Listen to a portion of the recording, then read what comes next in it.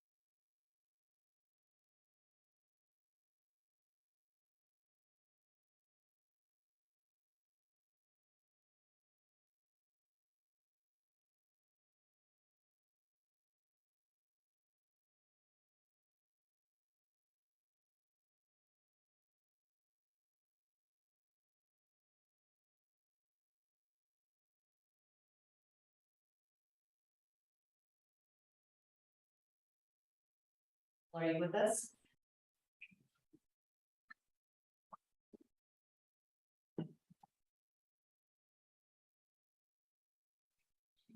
Okay, welcome back to Joel. Is there anyone in the room who would like to testify? Hearing none. Hi. Oh, Joel, there This you is are. Joel. Yeah, sorry, the sound was off until you just said that.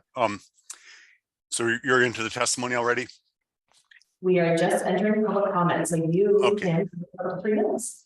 Thank you. Okay, thank you. Yeah, my name's Joel Geyer, and good morning, commissioners, and thank you for this chance to comment today. My comments today pertain to the Benton County Trash Work Group, specifically the proposal to extend both the schedule and the budget by a very significant amount.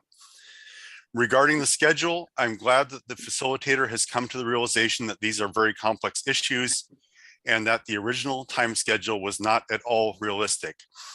I also appreciate that he now understands that there are important perspectives and voices from the North Benton County community that got missed in the initial evaluation. I'm really glad that those voices are now being brought to the table, even if not as full members of the work group. However, I'm worried that this group is not going to produce a useful result, even with a 3-month extension. We're headed towards producing a massive document, perhaps 200 or 300 pages long, which might end up being nearly incomprehensible to you as policymakers. We've gone from one table to multiple subcommittees, asking ever more of volunteers in terms of time commitments.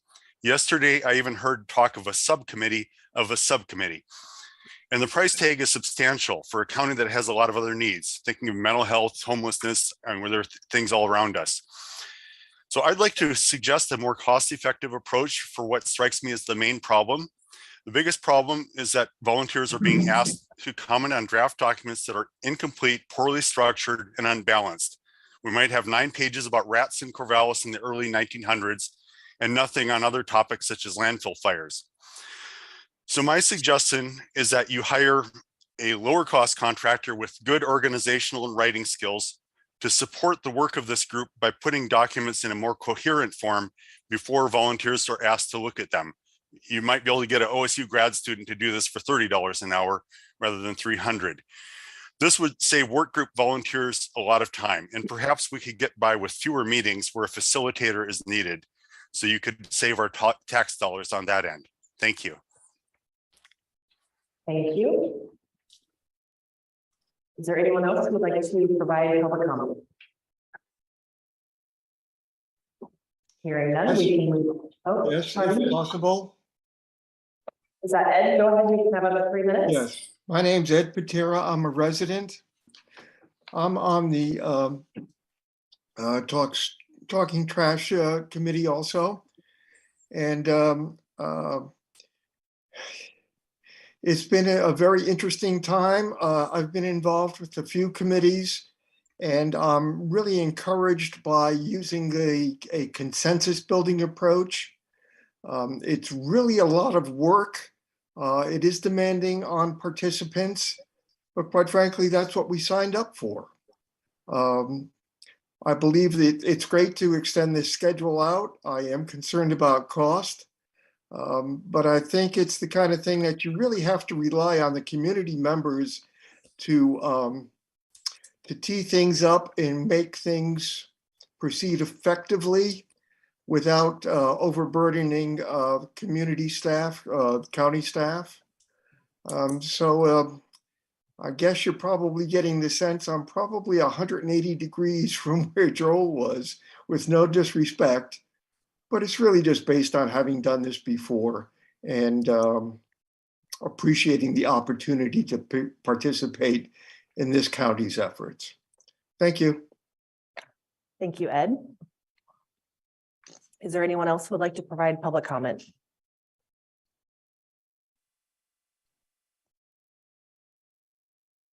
Hearing and seeing none, we can move into the work session. And let's see, first up, we have City of Albany with Chief Harnden and Peter Trudson, the city manager. Welcome. Did I pronounce the names right? Please correct me if I get anyone's names wrong. Totally. Chief Harnden, if I can just interrupt real quick, Commissioner, I think it would be a good idea if we had John give everybody an idea of what's going on with the cameras and the microphones. That way we can make sure everybody has an idea of what's transpiring. So if we can just take a quick time out. John is our audio video person, and there's some special setup for this morning to accommodate everybody. So I'm sorry to interject. No but problem. I just wanted to make sure that John could share. Absolutely. Just really quickly, because we only have a few microphones around the room. If you're presenting today, please pass the microphone down to the person presenting so that they can be heard on the virtual forum. It will also project in the room, but primarily for that online audience so they can hear you. The two wireless mics, this one here, you can unplug the battery from the back and you pass that down. You can take the mic off, use my stand, whatever is comfortable for you. Same thing on this side. These two are wired, but it looks like they're all on there. So make sure you can mic when you present. And there is a switch on top. I will stand to the back of the room if that happens to be in the position. Thanks, everyone. Thank you, John. All right, I'll have a chat real quick and the working recording. All right, I was going to ask if we could just mute one so we can see him dance. I like it. all right, good morning, commissioners. Thank you for having us today. It's a discussion I think that is important for us to have. The city of Albany is unique in the fact that we are in two counties, both Benton County and Lynn County, separated by the Willamette River. And so we have probably about a little over a quarter to a third of our population lies in Benton County in North Albany. So I want to talk a little bit about where we've come from, where we currently are, and some future challenges. Talk a little bit about our crime picture in the city. As we know that we're coming out of COVID, so not quite completely out of it, but it has a significant impact on our communities as well as law enforcement in general. 2020 was a very challenging year for law enforcement, both in the perspective of COVID. We lost a number of people through just making a career change, going to other parts of the state, as well as the death of George Floyd impacted our staffing numbers for law enforcement. I don't think there's a law enforcement agency in the country that has not been impacted by that unfortunate incident. So we've, for the last 2 years, been in a period of rebuilding. When I took over as chief at the end of January 2020, we just had single digits for vacancies for officers. We went as high as 17 officers down in the early part of 2021. And I'm happy to report through some excellent work by my staff and the city to make us a competitive employer. We've been able to rebuild those numbers to almost full staff numbers. We expect to be fully staffed in January, but it has been a challenge. It's very easy to lose people and very hard. I think most people don't understand that a brand new inexperienced police officer takes 18 months to hire and train before they're on their own. And meanwhile, we use that time to try to deal with those shortages. So our present problems, even with their staffing levels improving, is the rise in crime. I don't think many Oregon cities are not seeing a rise in crime. There's many reasons for this. I can't point to one particular incident or problem, so to speak, but we are definitely seeing kind of a culmination. And talking to our crime analysts who pulled data that is current as of yesterday morning, the city of Albany is seeing fairly significant crime increases.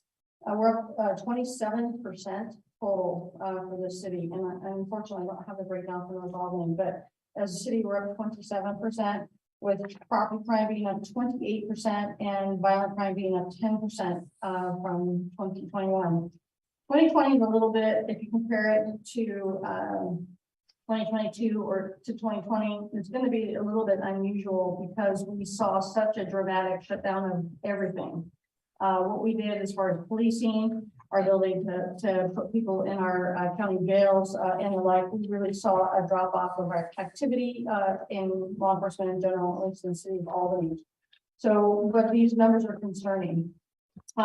Just this week, we put out an effort. We've seen in this year alone a 53% increase in auto theft, a 37% in other thefts, a 8% increase in theft from vehicles, so car prowl, 25% increase in residential burglaries, and a 38% increase in business burglaries. So why the rise in violent crime? Yes, sir. Time period Yeah. that you're referring to. 2021 to 2022. So 1 year jump. Okay. Fiscal year numbers or calendar? Calendar year. For our crime stats, we do calendar year. The city of Albany's fiscal years, July 1st to June 30th. So this is calendar year. But for 2022, it's 3 quarters. Yeah, it's up to date as of year-to-date numbers compared to last year as of October 24th. Oh, okay. Yeah. So this year, yes. Okay, great. So you're looking at the same time period compared to last year. Thanks. Again, violent crime has not risen like it is in some of our larger cities in the state of Oregon and other western states, fortunately, but it has increased, and so we're monitoring that. So what's the reason for the rise in crime? Again, there's not one thing to point to. We have seen our drug usage increase dramatically, open air drug usage increase dramatically with the passage of Measure 110. We've also seen our overdose rates go up. We're currently sitting at 8 deaths, overdose deaths in the city of Albany, potentially 9. We're waiting on some medical information to come in. When all of the 3 years combined, it's 7. So very concerning to us in that regard. So we've seen a little bit of a leveling off of some of the overdose deaths because of the influx of Narcan into the communities to try to help save lives. The other issue with that, and we know that drug usage drives property crime. That's a longstanding opinion of people who look at crime analysis and crime trends. And so when we see that our usage is coming up, our property crime typically goes up because that's the feeder source of that. So catalytic converters, you've heard a lot about that. We're still having that problem. In the last 10 days, we've seen a rapid increase in gas thefts, drilling holes in fuel tanks and siphoning gas. My city vehicle was even a victim of a crime in Benton. I was at the conference having gas siphoned. The other component to this is we believe that Benton is exacerbating our mental health problem. We have people that are in dire need of services within the county area, in both counties, and then Benton is not helping that situation. Those who try to self-medicate through illicit drug use, you're seeing some issues that are a lot with mental health issues, as well as is my boss here likes to say the symptom of that is increasing homelessness. And our approach in Albany has always been compassionate enforcement, meaning that we offer services. We go above and beyond to try to get people out of our public spaces who are experiencing homelessness and into care. The frustration is that we don't have great services out there for folks, both on the mental health side and on the addiction side. So we're managing that the best that we can. Some of our future considerations to think about is one, staying up on our staffing. We just recently settled a contract with our Albany Police Association to stay a competitive employer. I want to thank the city of Corvallis for driving up those numbers. Really appreciate that. So, but we did settle it. It was a welcomed settlement by our association, and then that unfortunately has created some constraints with some our non-represented non-bargaining employees. So we're working through that, and I'll let my boss speak to that. We're also having to look at growth. The city is rapidly growing. If you've driven through Northeast Albany and East Albany of late, we're seeing huge complexes, apartment complexes, housing complexes going up. North Albany is seeing the same. And with growth comes the need for services. And so we'll have to be looking into the future for that growth and the implications on that. And then through all this whole thing is trying to make sure we have enough money to take care of this. When I came in, the city was faced with some pretty serious budget constraints. And as you know, the council put into place a city services fee, which released some of that pressure. It's not the end of it. I'll let my boss talk about that, but it certainly saved some important public safety jobs for us. And then finally, we've really tried to start thinking outside the box. I know the city of Corvallis is partnered with Benton County Behavioral Health, and we had that same similar partnership with Lynn County Mental Health, but we're seeing the need be so significant that we use some remaining ARPA funds that the city had and created a full-time city employee mental health specialist. And the person that formerly sat in a spot for Lynn County jumped ship, so to speak, and came over and went to work. She starts on November 1st, and she will be a city employee. We have enough funding to fund that for 3 years, 3 fiscal years. And at the end of that, we hope to do some department sharing to keep that position in place because it's much needed in our community. We also, because of our open parks and open air camping encampments, we hired a park ranger, and we call it a park services officer because it's modeled after our CSO model, community services officer model, but we call it a park ranger. And Mary Marino was hired from the city of St. Helens. She has code compliance background, and she also has crisis intervention training. So she can really take up that workload that we're seeing in our parks that will alleviate our other community resource units. It's outside the box thinking, not just throwing a police officer at a problem, but another resource of the problem. So we're dealing with the problems that we are coming out of and currently dealing with, and also have an eye to the future. And in the interest of time, I'll turn it over to my boss for any comments. Thanks, Chief. I really don't have a whole lot of comments. I'm here to more listen to everybody else. But the Chief mentioned something about pressure on our city services. And as I look further down the road, that is something that I'm very concerned about, especially in light of the fact that we already have a public safety levy. And that levy has been historically passed and renewed since early 2000s. And it'll come up again for renewal in about 2 years. So the question in my mind is the relationship between how people view the city services fee as a new source of revenue for the city general fund, and then how they put that in the context of the public safety levy and its continued. The public safety levy accounts for about 10% of our general fund budget. The chief mentioned Measure 110 and how it's not helping. She was very kind in quotes. I think it's definitely hurting. It's not a benign thing. It's contributing to the problem along with Senate Bill 48. And she also talked about the fact that we're just coming out of the coronavirus pandemic. What she didn't mention was the role of the jail and its availability of jail beds for us, which is a significant issue. You know, I would characterize this 28% rise in crime as kind of like that, not because I'm a former Coast Guard officer, but it's a perfect storm. There's a lot of things coming together at one time to help contribute to this. One other thing that I would like to highlight is our municipal court has set up a mental health court, which is pretty helpful in connecting people with services. And that's on the positive side of comments. One other positive comment which the chief wouldn't take credit for, but should take credit for, is our affiliate. Very much that helps us not only be more professional in our work, but also with the image that our public has of their police department. And I will stop there and turn it over to well, back to you all. Yes, so what questions do you have? Questions, comments? I have a couple.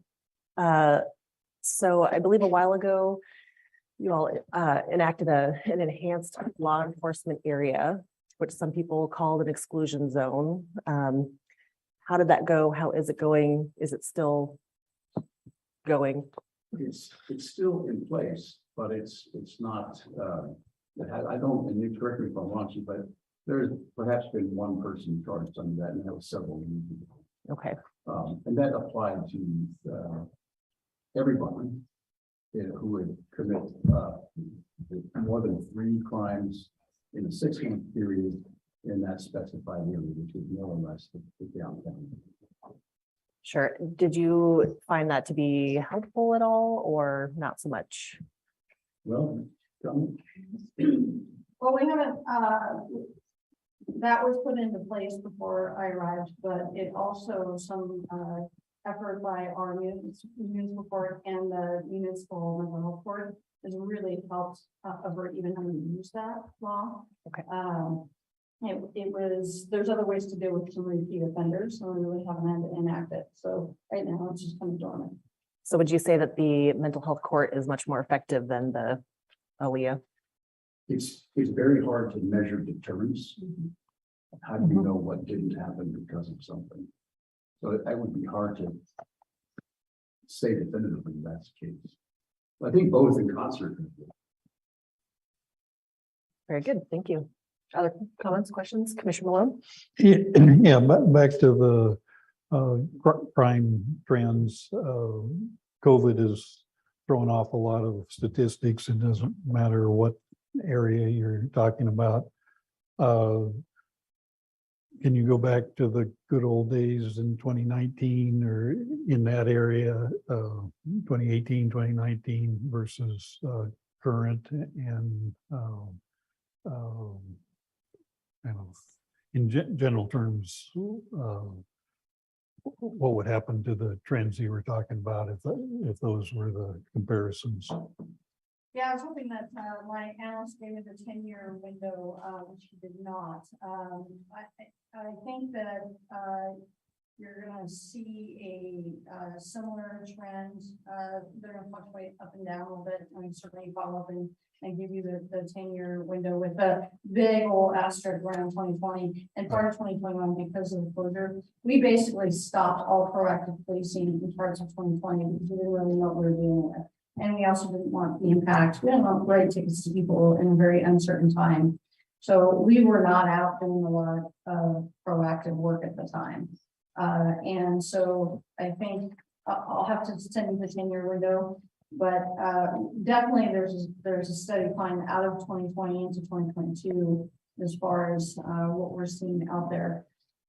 Additionally, Measure 110 was not in place prior to 2020. So it's gonna have, you're gonna see drug crimes just drop off completely because there was no mechanism to enforce those at the time. So, but I also want to supply that to the commission. Okay. And it's a general question. I'm not just picking on you because you're first, but We're gonna pick on all of you. Don't yes. worry.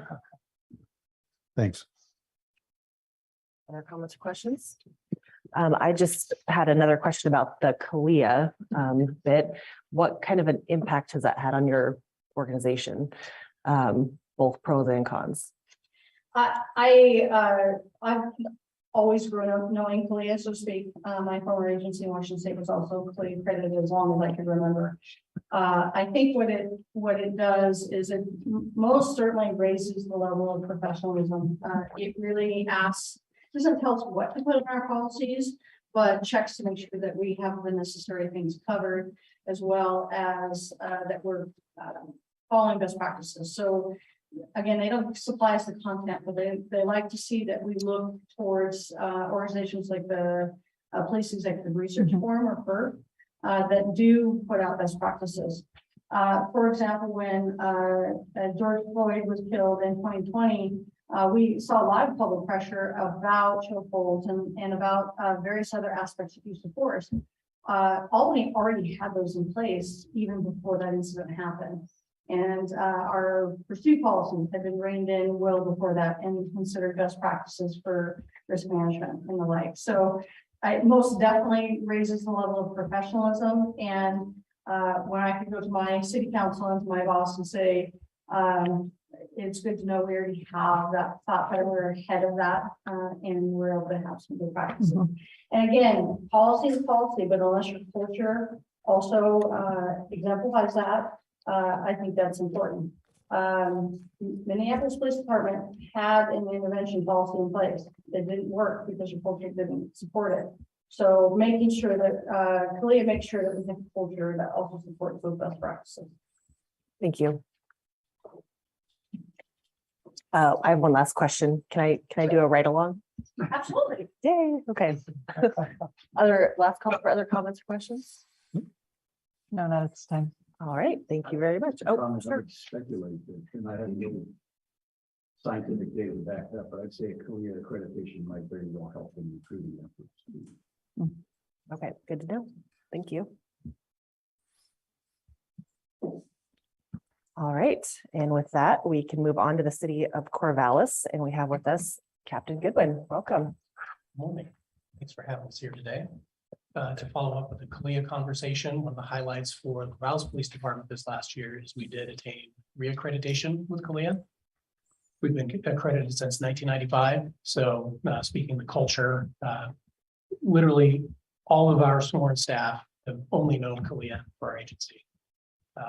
This most recent accreditation, we actually achieved with excellence. So that means that we not only met the standards, but demonstrated proficiency and commitment to the point that Corvallis Police Department was in the top 5%, so to speak, of agencies that were reaccredited in the spring session this year. Just an overview of what we've been up to in the last year or so. For our patrol staff in the last fiscal year, they responded to 33,638 calls for service, which is a significant number. The two primary calls that they were dispatched to were welfare checks and trespassing. But there were also some highlights along the way. Just a few of those. We did have a bank robbery this last year. Officers responded and were able to locate the suspect, recover the weapon that was used, as well as the cash. A night shift officer on a different call noticed a vehicle parked unusually in the downtown area. Investigated a little further and interrupted a burglary in progress where the suspects had literally cut a hole in the roof when they're in the process of stealing thousands of dollars worth of electronics. I read the report. It sounded a little bit like a Hollywood movie with rooftop chases and Right. jumping in trucks and whole 9 yards. So, and then another incident where a woman was in her home taking a shower and a man came inside and attacked her, strangled her, was in the process of removing his clothing when the woman's boyfriend came in. Fortunately, officers were able to look at that person and take him into custody as well. Some of our staffing updates. One of our motor officers was deployed. He's in the military as well as working in law enforcement. So he was deployed, but he's back now. So he'll be back on a motorcycle. So that will help with our traffic enforcement.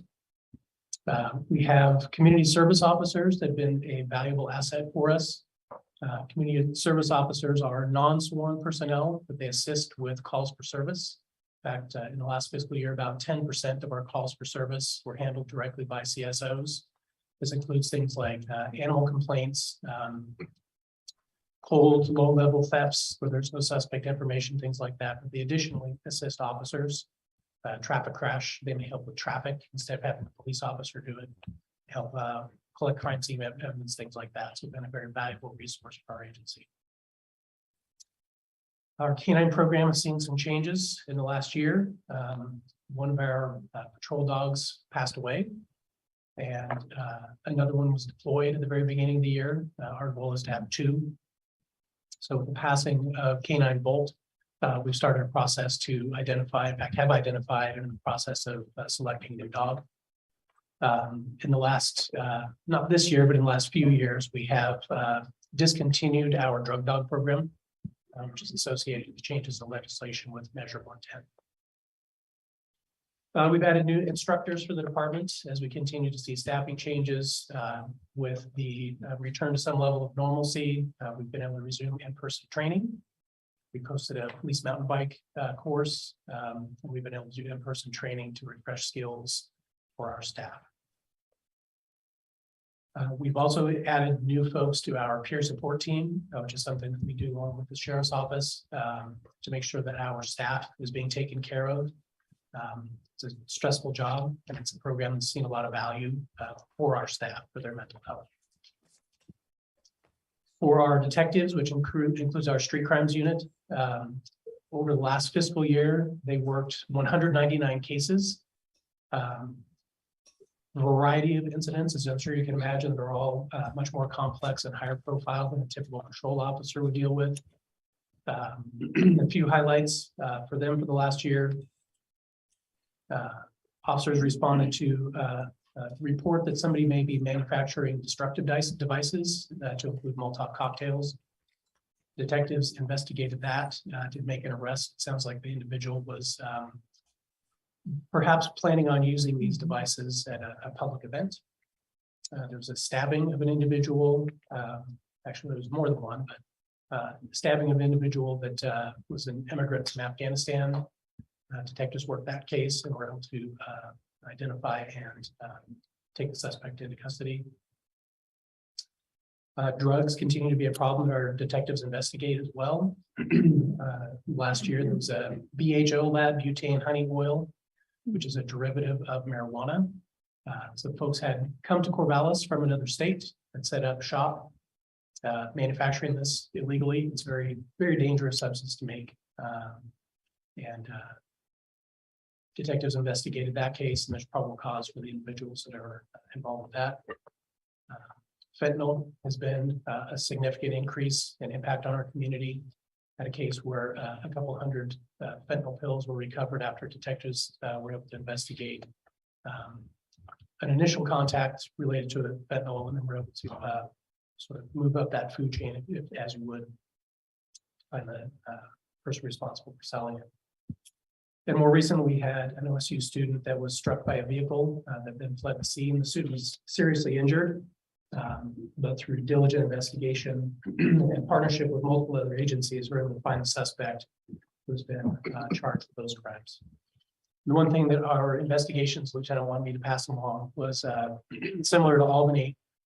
We have seen a significant increase in the violent nature of the crimes that our detectives are investigating. Obviously, those are going to take priority over property crimes in terms of their investment and prioritization, but a definite trend in that regard. For our professional standards division, which is a division that I oversee, that includes training. In the last fiscal year, we trained 16 new officers. That includes for our one training officer that's in charge of training, that included at least a month of in-house training before they went to the academy and then went to field training, as well as 2 community service officers during that time. Our community livability unit has seen some challenges, specifically related to staffing. Since that is a specialty assignment, our priority is making sure that our officers are on the road, that are able to respond to calls, followed by our detectives unit to be able to make sure we have staff to investigate those major incidents. So other assignments such as our community livability unit and our training unit fall a little bit lower on that level of importance. Not that they're not important, but as a result of that, for much of the last year or so, actually more than a year, instead of having a sergeant and 4 officers in our community livability unit, it's been a sergeant and effectively 1 officer. Wow. And as I'm sure you can imagine, livability of our community is very significantly impacted by our homeless crisis. That has been a significant function and focus of theirs. In fact, just pulled some data recently that in the last 6 months, there have been over 200 case reports for illegal camping in the city limits of Corvallis. And the CLU has been tasked with that as a primary function.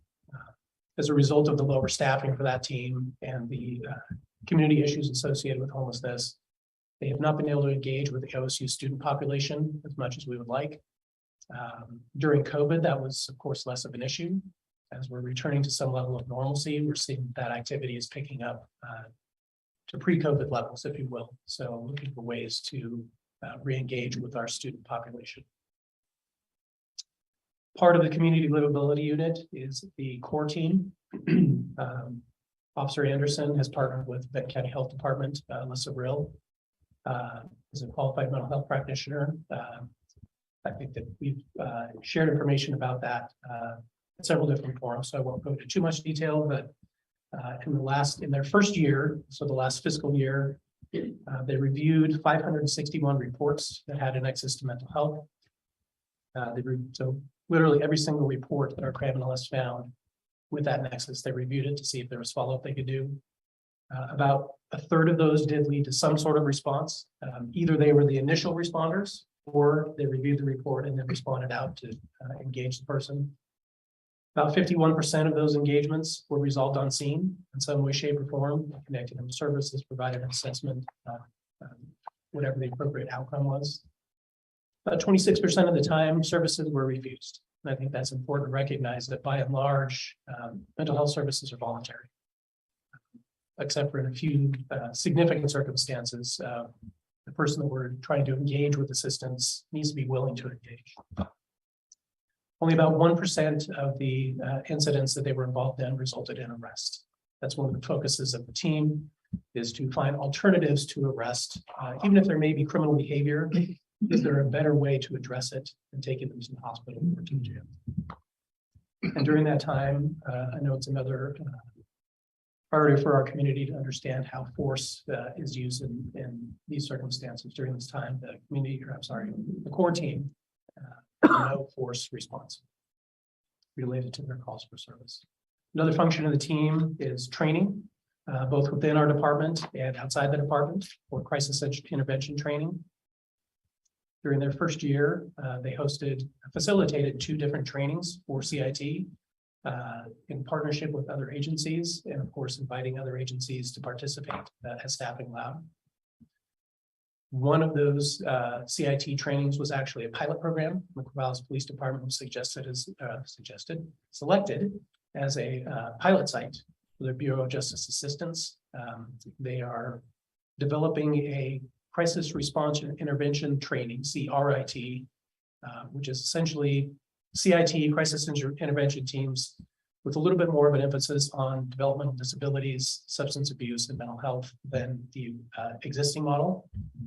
And my understanding is by the first of the year, based on the feedback from our group, which included the Albany Police Department and Benton County Sheriff's Office as participants, that they should have a model that's going to be available nationwide for other agencies to use. Our record staff, moving on, serves both the police department and the sheriff's office. In the last fiscal year, they processed just shy of 20,000 police reports between the two agencies. They also processed a little over 4,000 warrants. So the court issues a warrant, it comes over to our records department to process, to enter it into the system, make sure it's all validated. Just for a little perspective, that can take up to an hour to enter a warrant, an arrest warrant. And those aren't 4,000 unique individuals. Oftentimes it's the same people over and over with multiple warrants, but they have to go through that process every single time. Our evidence staff also serves the police department as well as Benton County Sheriff's Office. In the last fiscal year, they received 13,000 items of evidence. They purged 10,000 items of evidence. The math tells you that more is coming in than is going out. So the total in the last fiscal year, at the end of the fiscal year, was over 38,000 pieces of evidence in our police department, evidence department between the two agencies. That's an incredible number, as I'm sure you can imagine, continues to go up. So we're looking for new solutions because, quite frankly, we're overflowing, if you will. We did also complete a full audit. We had a change in supervision for the evidence unit. So per our standards, based on CLIA best practices, we do a full evidence audit, which means that our staff went and physically examined each of those 38,000 pieces of evidence to make sure it was in the right place and everything was in order. Corrales Regional Communications Center, our dispatch center, just as a reminder, dispatches for all emergency services in Benton County with two significant exceptions. One is law enforcement on campus, OSU campus, and the other is for the incorporated part of North Albany is incorporated in the city of Albany. That can be, as I'm sure you can imagine, roller coaster of a job. The phone can ring and it could be somebody just calling to find out who they should call because their power is out. Phone can ring and it could be a panicked father because his wife is in labor. This last year, we had 2 dispatchers deliver babies over the phone. I wouldn't want to do that in person, but these guys did it over the phone, and I've listened to the recordings, and it is incredible calmness with which they can work through that process with, like I said, a hysterical father and a mother screaming in the background. In fact, one of those deliveries was the first of twins. So significant things that our folks are doing in dispatch.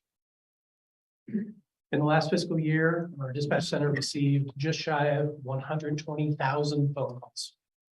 That works out to about 337 a day on average. Of those phone calls, almost 27,000 were 911 calls, which works out to about 73 911 calls a day on average. Of course, they don't spread those out over the course of the day. Sometimes they can come in all at once, it seems like. The total calls dispatched to all the agencies that we dispatch for, 47,600. So about 130 calls were dispatched to law enforcement, fire, EMS during the last fiscal year. Of those, 88% were for law enforcement. 10% were EMS and 2% were fire.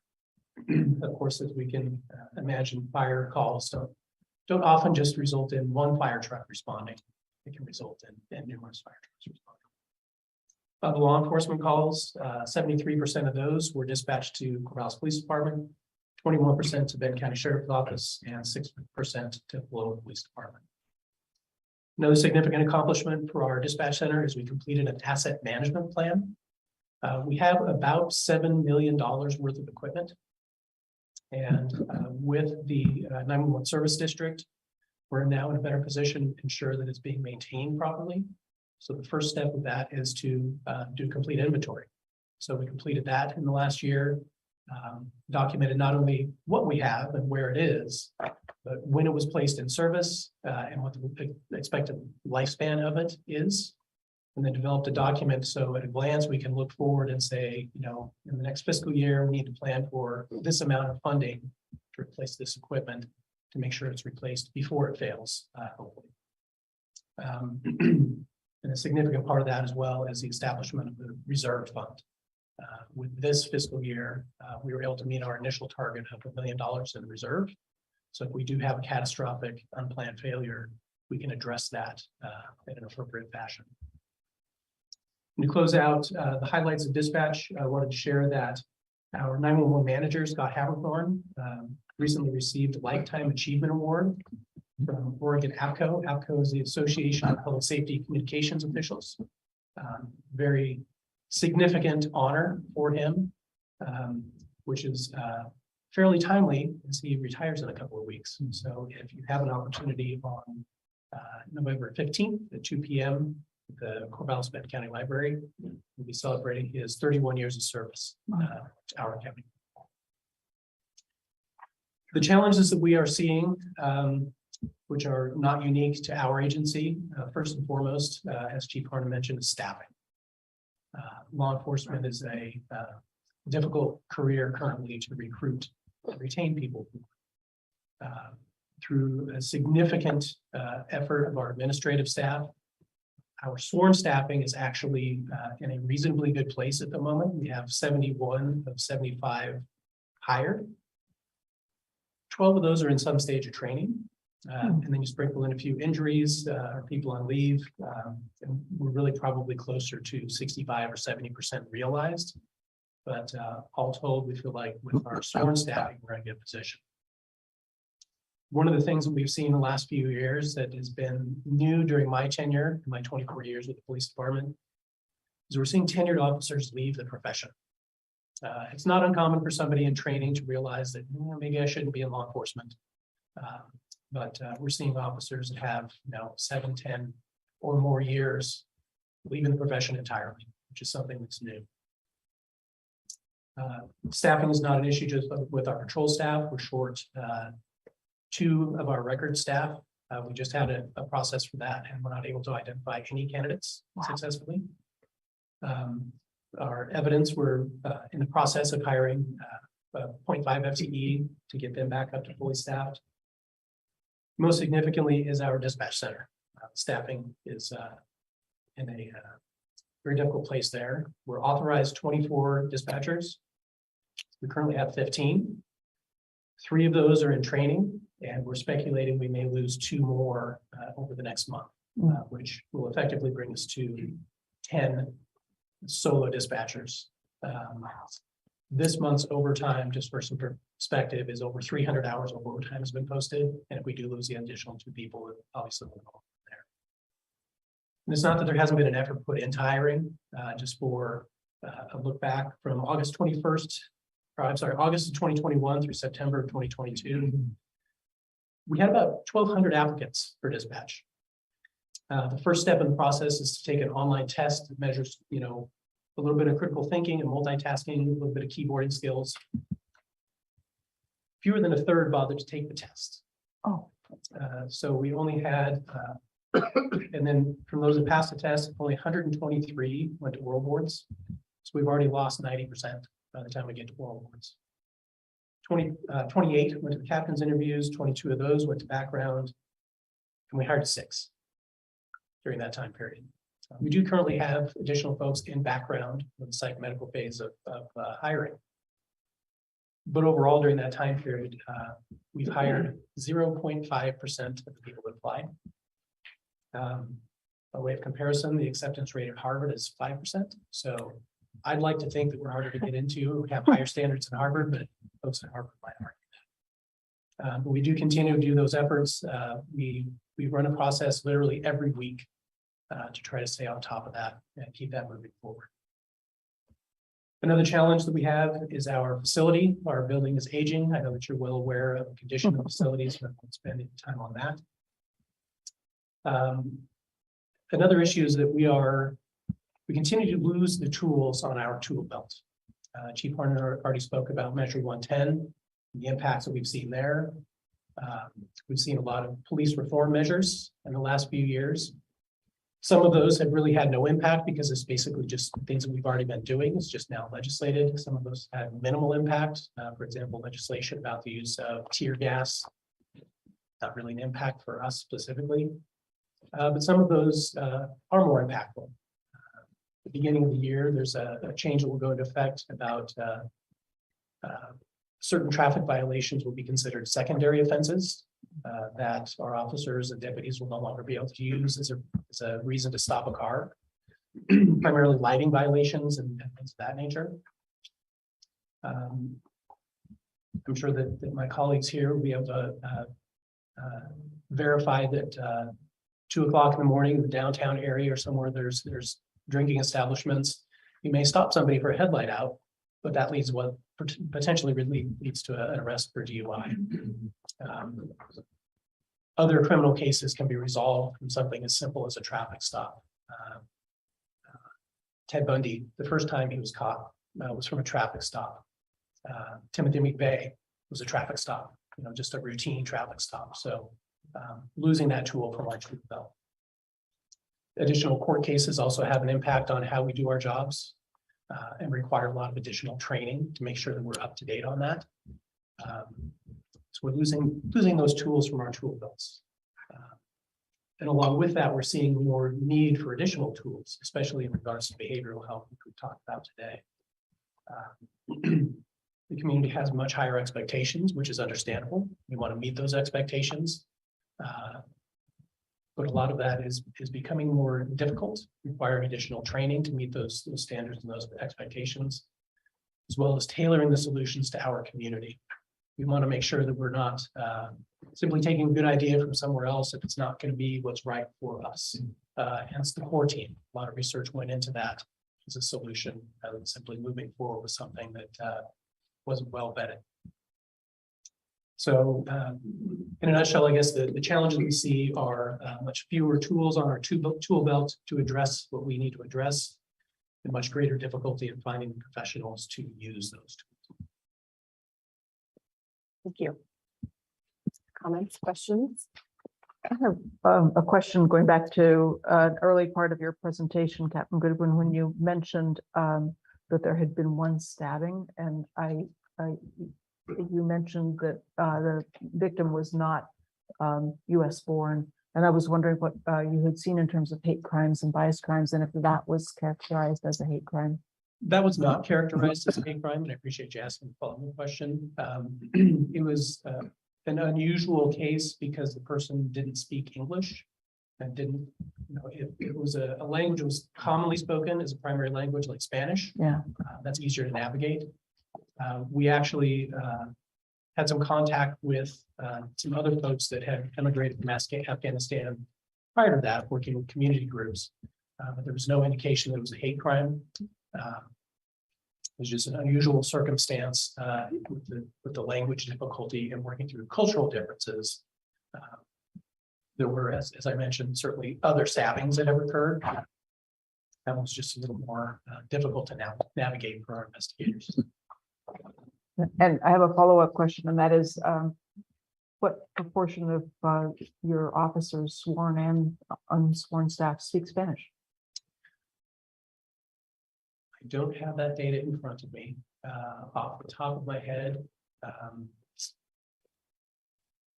confident at least 3. I think it's more than that, but I'm giving you a conservative number of at least 3. We do offer an incentive for officers who are bilingual. There's a test every year to make sure that they maintain proficiency at a conversational level. So there's an incentive for folks to do that, both for our sworn staff as well as our dispatchers. Thank you. Yeah, early in your presentation, you talked about the community service officers.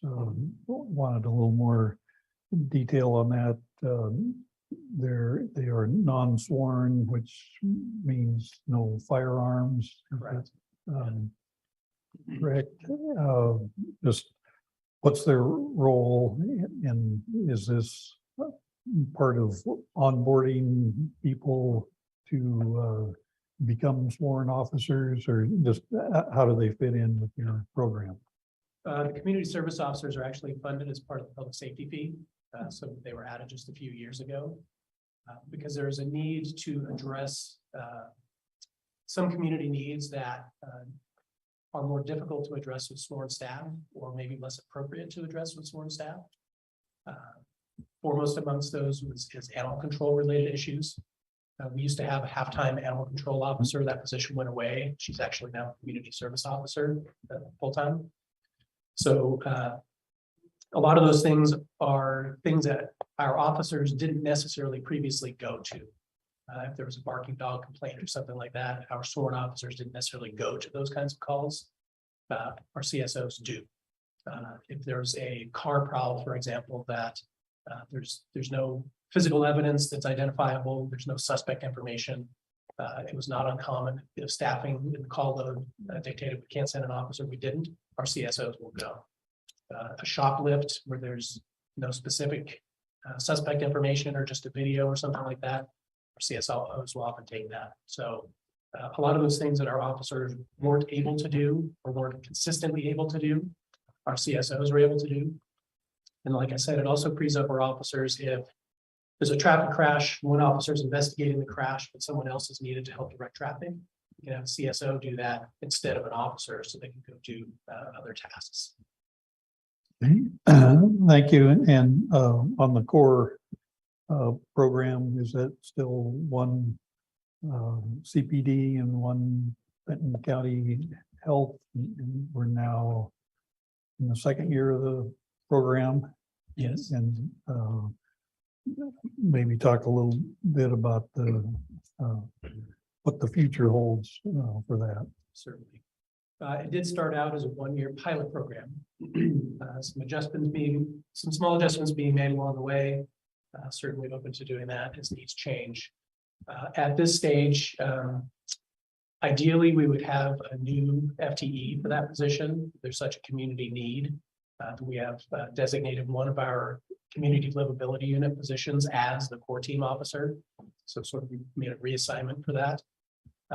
Ideally, we would like to add another team, working some different hours, days of the week, things like that to expand that service. I think that's likely going to require a little additional funding to make sure that we can have a new position rather than sort of borrowing from another position as we move forward. But that's something we are very interested in. Okay, and last, I've been following the 911 situation and was very supportive of the new funding structure. And part of the deal was, well, we will have more dispatchers, so we're not wearing out the current ones. And so from what I've seen, we haven't made any progress on getting those numbers up in spite of good efforts. Any prognostication on where that's headed? Well, it's certainly not for lack of trying, but it does sometimes feel like one step forward, two steps back. As I said, we have 3 currently in training.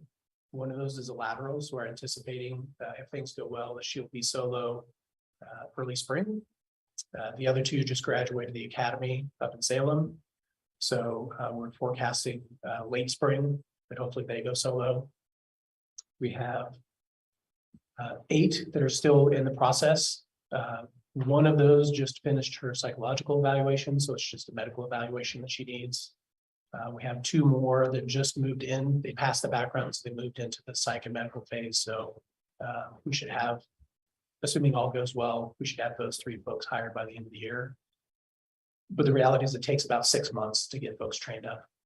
So we're working through that process, trying to hire as quickly as we can while making sure we're not missing any portion of the process, making sure we're still living up to our standards, because they are in a hot seat in dispatch, making effectively life and death decisions. We don't want to take any shortcuts with training or with hiring to get there. Like I said, every single week, we're pulling applications, starting the process. We have abbreviated the process to the point where if we get somebody in for the oral board interviews, which we do as quickly as we can, once we get the application, they pass a critical test, schedule them for an oral board immediately. If they pass an oral board, they come directly to me for their final interview. If I pass them, they leave with their background information all on that same day. We try to expedite that process. The background process itself kind of depends on the applicant, how motivated they are to get the information uploaded, ensure all the contacts are accurate. We've seen them go as quickly as 3 to 4 weeks. We've seen them take as long as 3 to 4 months. But we can't skimp on that step either, so. So you mentioned the timeline of 6 months, and I assume that's comparable to law enforcement, 18 months with a new hire. But that's best case. That's if everything goes like you would like it to. Yes, we've seen a few that are a little shorter.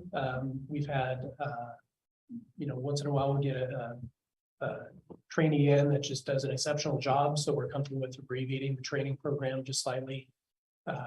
Or if we get a lateral, like I said, we have a lateral that just started training. So we're cautiously optimistic that we can abbreviate it, but we're not going to do that presumptively. But we've also had folks that just take a little longer to train. As long as they are still progressing, we're not going to say, on such and such a date, if you haven't made it, you're out.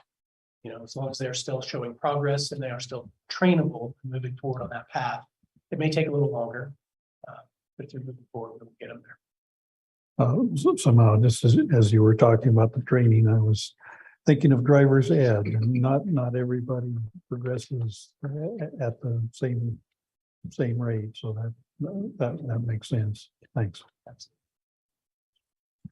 So you alluded to the city services fee, and we talked about the 911 service district a little bit. The Corvallis City Council got the ball rolling to implement those items. One of the goals was to get police officers off of 12-hour shifts and down to 10-hour shifts. Has that had a positive impact on your organization? Has it made a difference? Was it worth it? Yes, absolutely. Our officer, it's first and foremost, it's a better work-life balance for our staff. They're going to be in the career for 25 to 30 years. We want to keep them healthy and happy and keep them connected with their family and doing things they enjoy outside of work. 12-hour shifts make that more difficult. So our staff are very pleased with that. Makes us very pleased. And it has been a benefit for us for hiring. We've hired some laterals from other agencies that's one of the factors. So having a good contract, opportunities for growth within the organization and a good schedule definitely benefits for not just recruitment, but retention. Okay, that's good to hear. As a policymaker, it's tough to balance those kind of decisions with raising taxes and fees. So Yeah, it's good to hear that that's made an impact. Any other comments or questions? One last question. Can I do a ride along? Absolutely. Awesome. All right. Well, I am going to call for a break. Oh, also, please tell City Manager Shepherd and Chief Hurley that we missed them and that I'm not going to make them any more cookies because we didn't have them. And we'll take a quick 5-minute break. We'll be back at 10:08.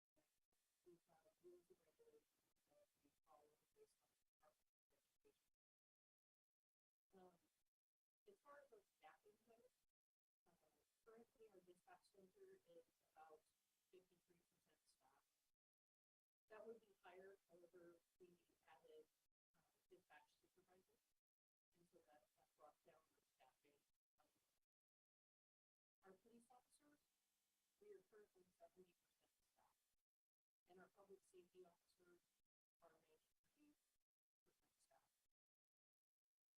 We strive to be employer of choice. We currently been breaking down our officers and looked at, we are half laterals from the state and we are half laterals from.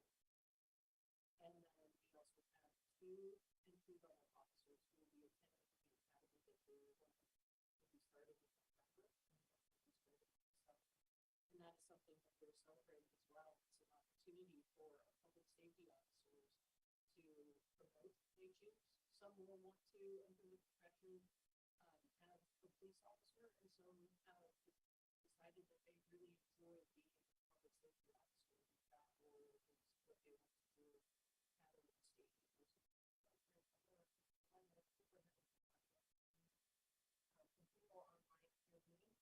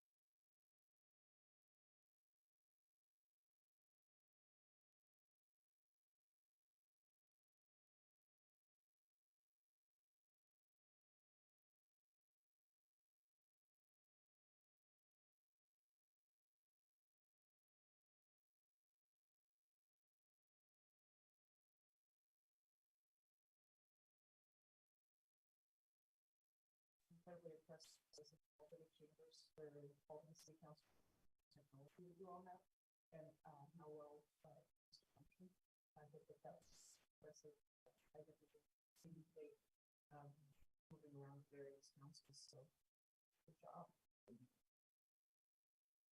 We hopefully will have that sometime. Yes. Actually, that is a significant challenge in the supply chain that we have to when we first opened the building back in January and March timeframe. We were supposed to have a technology package implemented, and unfortunately, you can see part of the openings. I'm done, and it looks like March of next year we're going to have our full complement of technology. If not, we have the meetings that are true. You're welcome. Running, I think. Is that better? Can people hear me? I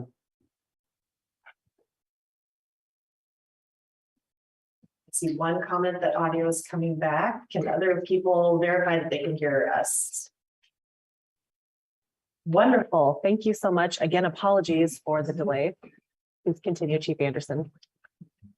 I won't repeat everything, but I would like to start with repeating that at OSU, we do strive to be the employer of choice. Keep going, well. So the OSU Department of Public Safety, we support the mission of OSU mainly by working to maintain a safe campus environment. When I look at crime information, what I've been doing this year, since we are a fairly new organization, I compared fall of 2021 to fall of 2022. And there are some differences within those years. This year, we do have a higher campus population. We have more students, staff, and faculty than we did the 2021. What I looked at is I break down crime into 3 categories. I have persons crimes, property crimes, and society crimes, which is also all other offenses. And I also want to let you know that I try to not duplicate crime stats. So if there are multiple crimes within an incident, what we do is if it's a crime against a person, that will be counted as a more significant crime than a crime against property or society. So just to clarify what our statistics look like. Currently, under person crimes, our reports are showing that this year, the reports of person crimes are up, but the overall percentage that person crimes accounts for is down. So currently we are at 5.22% of all crime on campus is persons crimes, compared to last year at 6.17%. Our top offenses in person crimes are fondling, stalking, and sexual assault. Property crime, our reports of property crimes are also up, but the overall percentage is down. We are at 63.04% of all of our crime is property crime. Last year, we were at 70.37%. Our top crimes are bicycle theft, larceny, and property damage vandalism. Society crimes, reports of society crimes are up, as is the overall percentage of society crimes. We are sitting at 31.74%, which is up significantly from 23.46% last year. Our top crimes in society, that classification is trespass, disorderly conduct, and reckless driving. As far as wins go, so things that we've been working on, one of the biggest is building community trust. As newly adding law enforcement services, we have worked to build that trust to let our community know that we are an agency that they can come to for assistance. The entire OSU community has a no wrong door philosophy. We try to take in the information, and instead of sending an individual to different offices to shop around for services, we try to engage with them and help them get there. And I would say I'm proud to be part of this network of law enforcement professionals in Benton County, where we can honestly say that we also have a no wrong door philosophy. We've been partnering with our local agencies and working crimes together, as well as, we've partnered with the city of Corvallis. And if a crime has occurred close to the campus, it has impacted our community. We've discussed who's going to take priority and investigate that crime. It's been, I think it works for our community, and it really helps build that trust. Another win that we've had is we've been concentrating on health and wellness, both within the Department of Public Safety as well as within our community. We introduced Cedar, our health and wellness dog, this year, and he has, done great things for our agency. When our officers and staff come in, they're greeted by this big black lab who runs down, and he thinks that, you're the best thing in the world until the next person comes in the door. And it's been great. Our civilian staff as well. Our Clary staff reads reports, and those reports are not about pleasant, fun activities. And they're able to take him for a walk and kind of disengage from work and get out of that mindset of the negativeness that they read, as well as our dispatch staff that is able to disengage. And if they've had a stressful call, they're able to have Cedar there, pet him. But also our community, it's been important for them. We've had folks drop by the Department of Public Safety and say, I've had a bad day. Can I pet and play with Cedar? And we're like, absolutely. And I think, it's been important. Our library reached out, and during what they call, it's essentially the week before finals, when everybody is studying, and finals week, they've asked to have Cedar there at the library so that students can take a moment to take a break. And we know that those are important moments for their mental health and well-being. I discuss frequently our local agency partnerships. We couldn't do this without the support of our local agencies and the governments that they sit within and serve the community. We also, with that comes our emergency management group. They've been a big part of serving the Benton County and Corvallis area. Just this past year, we have been co-instructors for incident command classes, and that were sponsored by Benton County and the city of Corvallis. We've placed our OSU incident management team folks in many of these joint classes so that they can get to know each other. We know that when we know each other, we work more efficiently with each other. We've exchanged exercises as well as people who are evaluators for exercises, and controllers.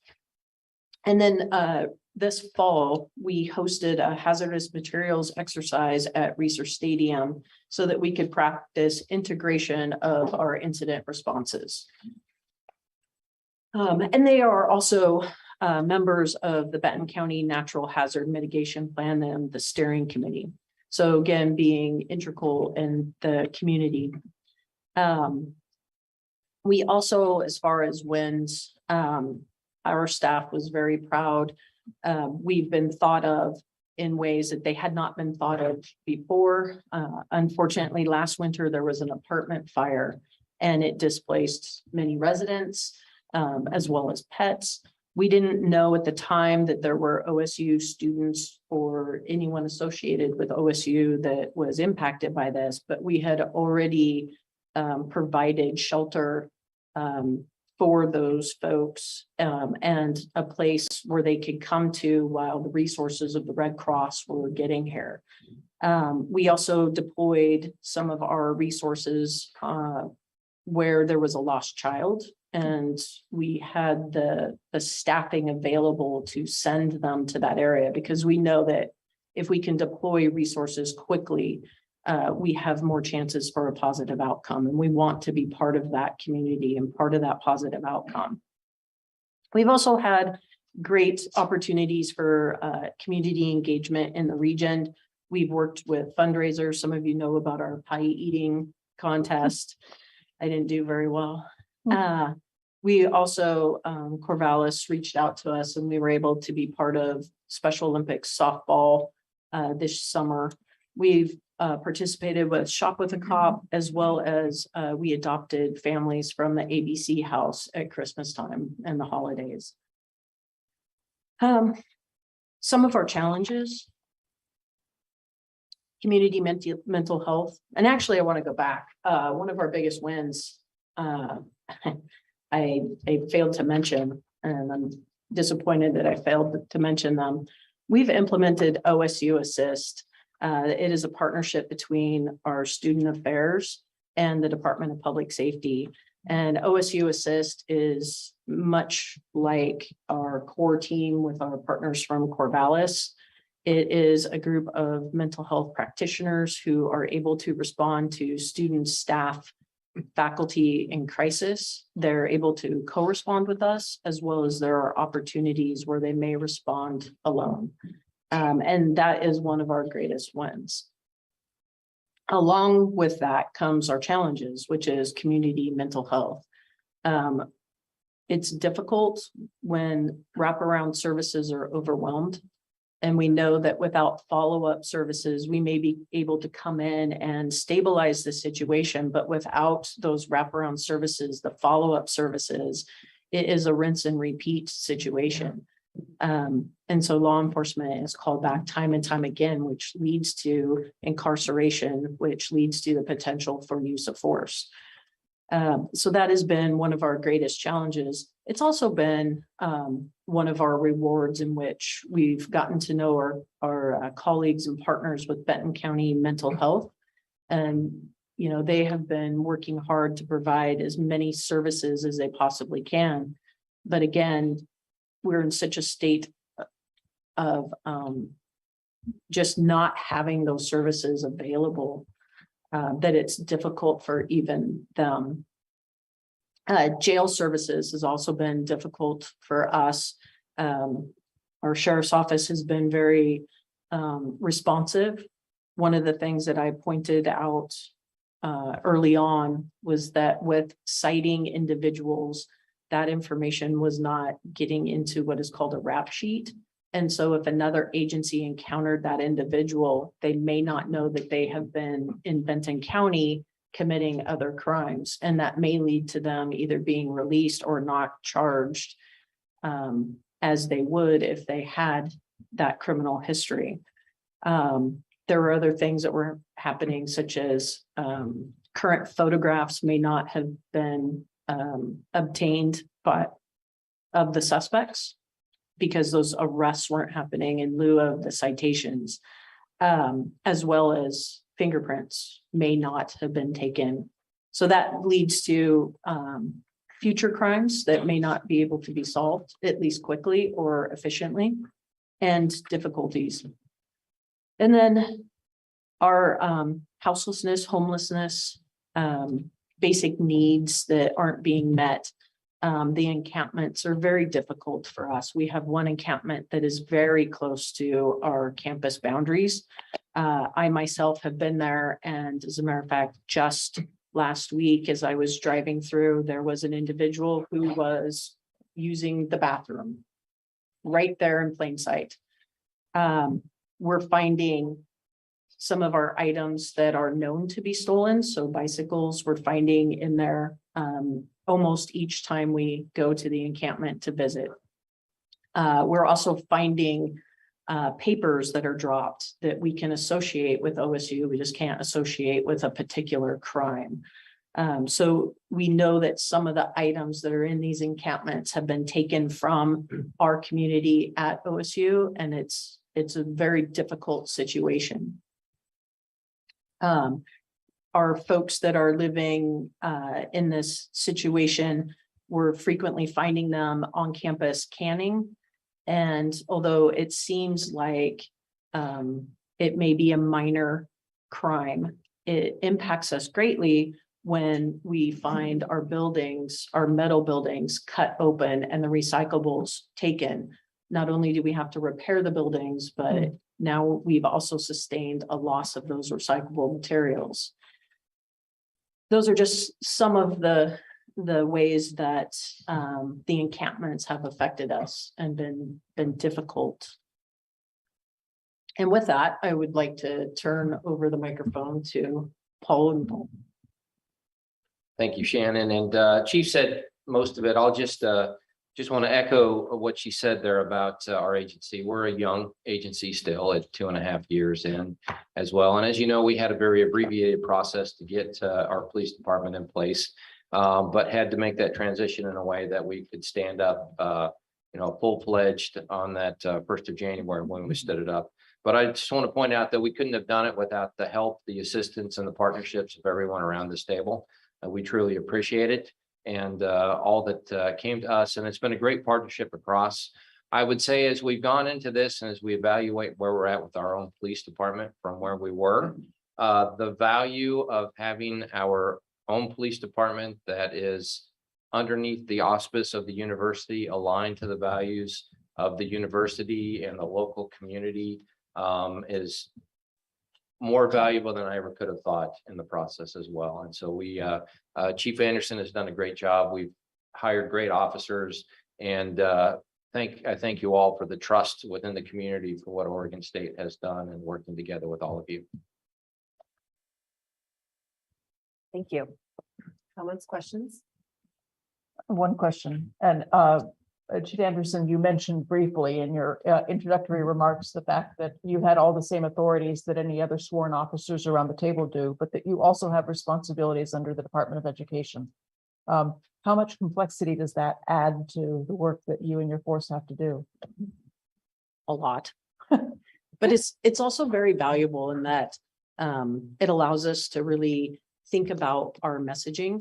So we have timely warnings based on specific crimes that would go out to our campus, as well as so that communication piece that we have with our community And some of that is stuff that we would naturally do anyway as a responsible law enforcement agency. But it allows us to have some standards and be in alignment with other universities as well. And then there are some groups within the university that the information that is more private and is not shared, they're not regulated to share it. And so that adds a little bit of complexity as well. So for instance, a sexual assault could be reported to one of the groups that is not mandated to share that information out. And so it would be difficult for me to then share that with our community in order for them to take steps to look at their safety and the steps that they could do to keep themselves safer. And the sexual assault and the age of the population is one of the major factors in what you're dealing with on campus, just that all those young people with lots of excessive hormonal activity. So actually, our crimes against persons is not what we're dealing with significantly on campus. Okay. Where our, as I believe I mentioned, our crimes against persons was at 5.22% of all of our crime. Our property crime is 63.04% of all of our crime. And then our crimes against society, our trespassing, and as well as our disorderly conduct is sitting at 31%. Okay. So just to follow up then there, are most of the folks that commit some of those property crimes on campus from the off-campus community, or are they part of the OSU community? So I am still looking at ways that we can obtain that statistic, but what we're seeing currently is that is from outside the community coming in. And I do want to mention that although our crimes against persons is at 5.2% of all of our crime, it impacts people the most. That is where we want to put the most of our resources. And it is unfortunate when 63% of our crime is on property. We don't want to concentrate on that, but much of our time winds up being spent on that. Thank you. Yes. A couple of questions. You mentioned you have a separate dispatch, and we've heard the challenges of our current system. Just curious why you're separate, or what the history is there. Did that system exist when OSP was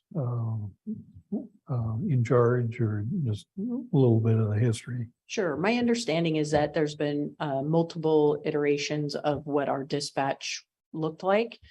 That at one point we were a type 2 dispatch center, which we are now, where our dispatchers also go to the state academy and they are state certified.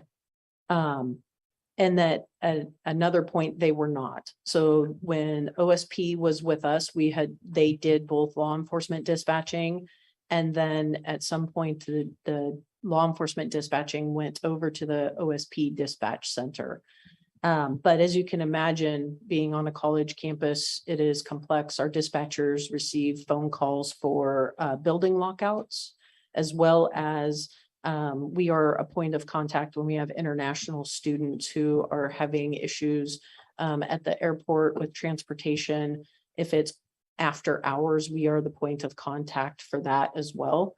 If there is any facility issue after hours, we are the point of contact for that.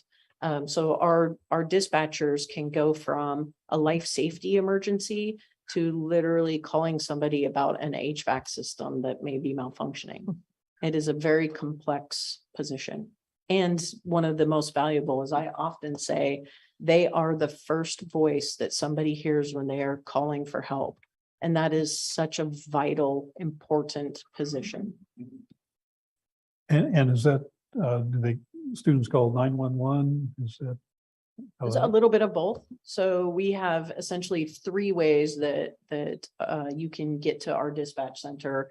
You can call 911, which will go into the Corvallis Dispatch Center, and they'll start a call. We're very fortunate in that we all share the same computer aided dispatch. And so they're able to start the call and then send it over to us. Then we also have an emergency number that will go straight into our dispatch center. It overrides any business numbers.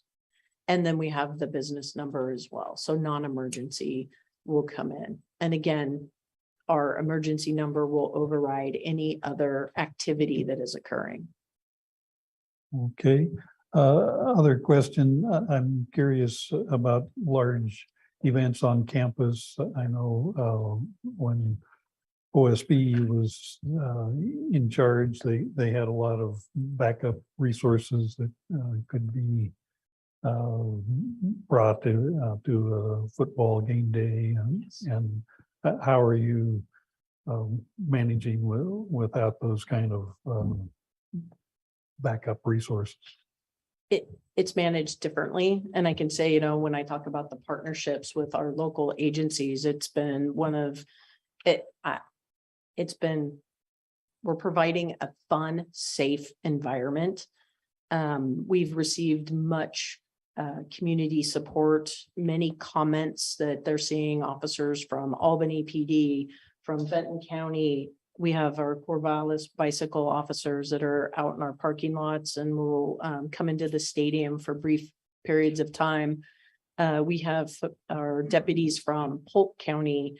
We have our other university partner at U of O. So it's gone from a single law enforcement organization policing the event to not just a community draw to watch the games, but a community draw of law enforcement as well. We've also been able to use the Lynn Benton, the SWAT team, in order to provide other emergency services for these games as well. And we've done that with not just football, but basketball, baseball. They've been great partners for all of this. And I think it's really, it's been a great service for our community, and it's great for them to see all of the other agencies as well. Okay, and probably most important, do you have to be a student to pet Cedar? I mean, we all have tough days. I know. Yeah, no, we've brought Cedar to other engagement events as well. And so as a matter of fact, we had to create a engagement calendar for Cedar, and my admin has been kind of steering where he has been going. So he has been just a great addition, whether it's internal or external. Great, thank you. Welcome. I have a question. So I think I understand how our jail situation impacts, Benton County and Corvallis and Philomath. Does it impact you or not so much? Absolutely. As I spoke about before, if we have folks who are not being entered into the system, there is a potential that the community can be impacted, and we would be behind, I guess I would say, in potentially solving that crime. As well as if we have somebody who is a threat to our community, what if the jail is full and the sheriff is now left with a decision to release one individual in order to house another individual? So absolutely, that situation impacts our community. Do you have any idea on how many of your interactions would result in somebody needing to go to the jail? I can look at that data. I have another dashboard. I can tell you when I last pulled the data, which would have been 10/18, we had made 86 arrests, 23 of which were felony. So these are individual persons with 133 misdemeanor. So, which tells me that many of our arrests have multiple layers to it. They may have a felony warrant or a felony crime with also a misdemeanor attached. And then we have, as of the 18th, we had 12 physical bookings. Thank you. Yes. Another question, is OSU still planning on building that development off of 9th Street? We are Okay, so starting soon. awesome. So developments like that have an impact. Do you have to, plan for growth, or how does that work For our police department. for the police department? Coverage Yeah. as well. Yeah, so we have to plan for that growth as well. It's not, and that residence hall is not necessarily towards growth of the university, but meeting the current needs as well. So it's not really a population growth within the university. It's just additional piece of infrastructure we'll have to cover as well. Thank you. To add to that, the university does look at those when we look at the research stadium renovation. There are some things that are being added, such as wellness clinics. And, they allowed me the opportunity to look at what that would do with our resources. So I looked at Corvallis for their data as far as how many police contacts, law enforcement contacts were at institutions such as that, and then compared to what kind of resources that would draw on us. So we are looking at that always. Very good. Thank you. Other comments or questions? All right. Oh, of course. Trivial one. You have crimes against persons, property, and society. How do little robots do it?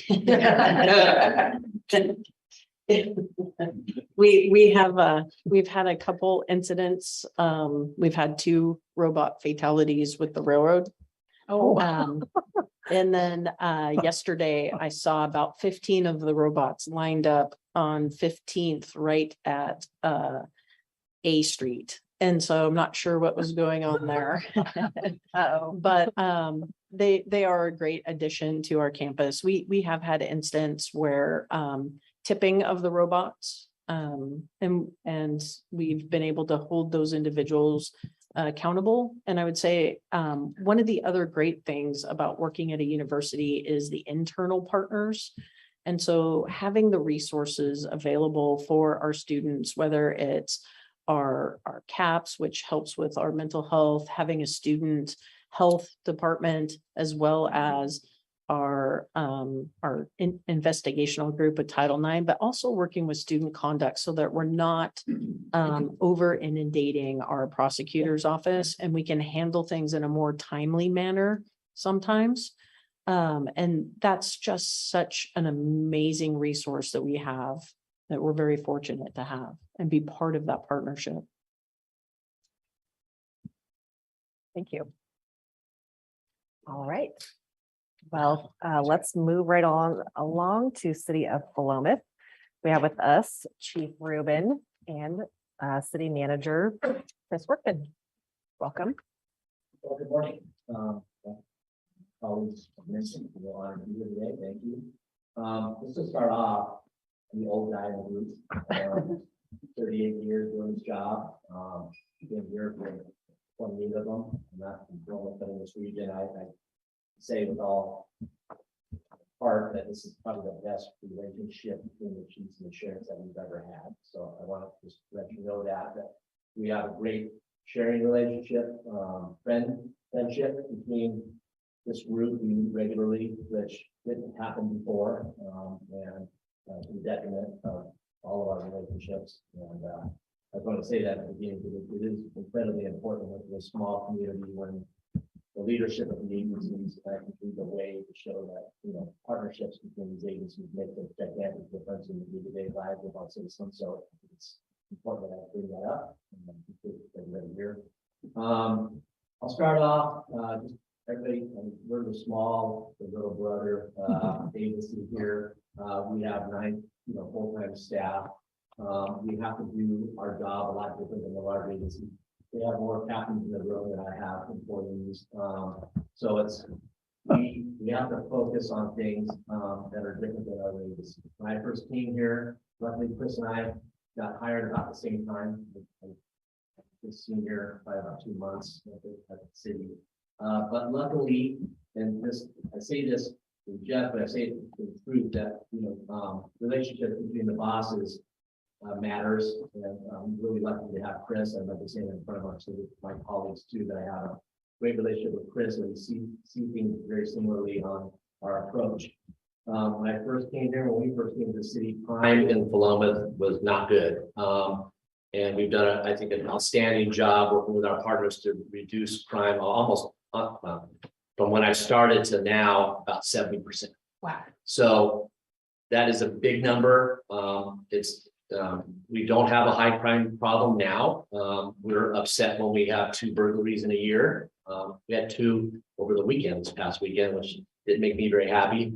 But that's allowed us to focus on a lot of different things in town, which are when we have an officer employed at Philomath Police Department, we don't have a full-time detective. We don't have a full-time sex crime investigator. We don't have, an evidence technician. I am the evidence technician. I am the accreditation manager.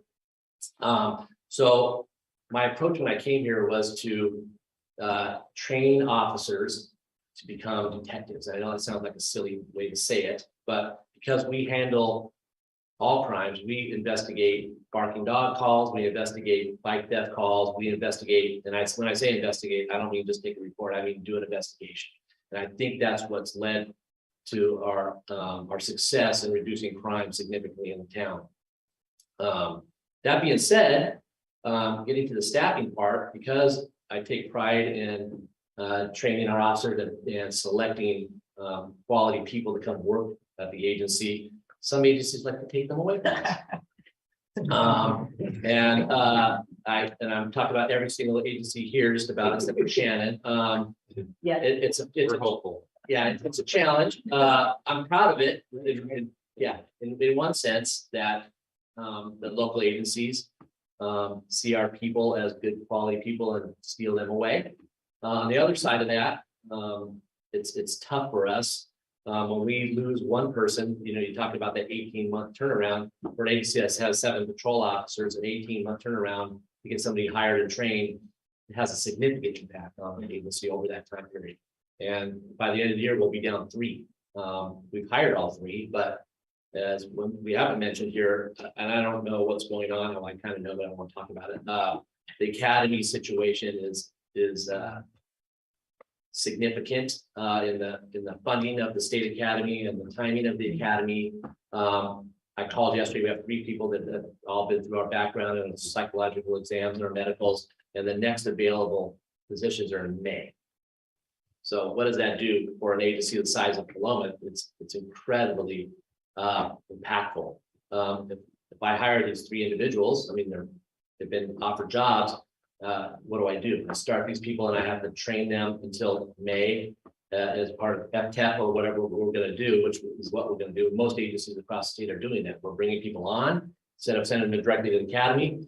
They're going right to FTEP, and which I see is somewhat. I like it a little bit for a short period of time, a couple, 2 or 3 months before they go to the academy. I think that should be a practice personally, because I think they go into the academy with a different perspective. Instead of a brand new person that's never ridden in a police car, they go to the academy, they don't really see the significance of some of the training. I see a lot of head shaking up and down. That's good that we all agree. And I'm sorry, I but- what is that? Field training, it's basically the FPO program. It's when an officer goes into training, they're trying to train an officer, we call it FTEP. Thank you. That's the certification officers get to train a new officer. They go to FTEP and they're in that training for, when they get out of the academy, sometimes it's 6 months, sometimes a year, but from the time they're hired, they're basically off training, able to work in a patrol call all by themselves without any direct supervision. The average is 16 to 18 months for most agencies. So that's a significant time. So Jeff's stealing one of my guys right now. I say that to him every day. I'm glad he is, because the officer he's stealing is an outstanding young man. And I'm really happy for him, but puts us in a spot where I've got one guy that just had knee surgery last Thursday, and I have an officer that's wife's giving birth any day. His wife is a Corvallis PD officer. She's 4 days late from giving birth, so we need to get her on a trampoline, get this thing going. But you know, when you talk about an officer being out, you know, we're losing an officer of retirement. We have a 30-year veteran retiring December 1st. It does have a big impact on hiring. We've been lucky, we found some great candidates and hired some good people, but that time frame is tough.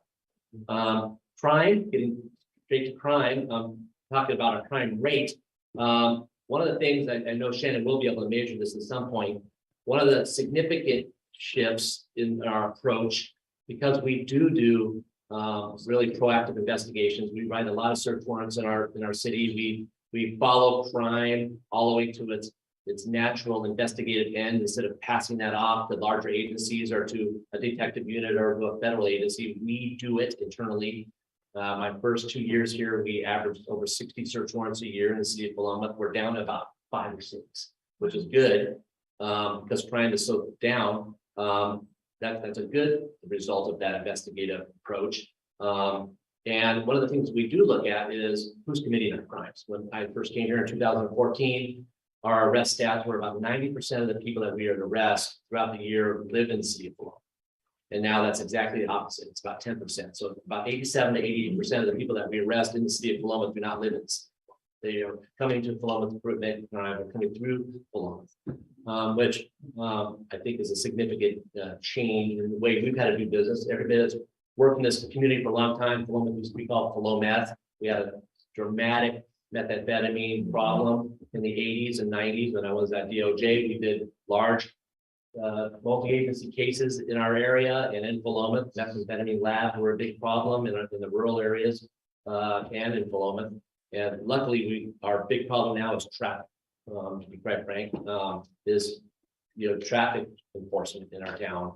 With being short, we've been basically short 2 people all year with either surgeries or retirements. When you lose 2 people out of a 7-person patrol office, and just writing tickets becomes a challenge, because we're busy doing all the other work of a law enforcement agency.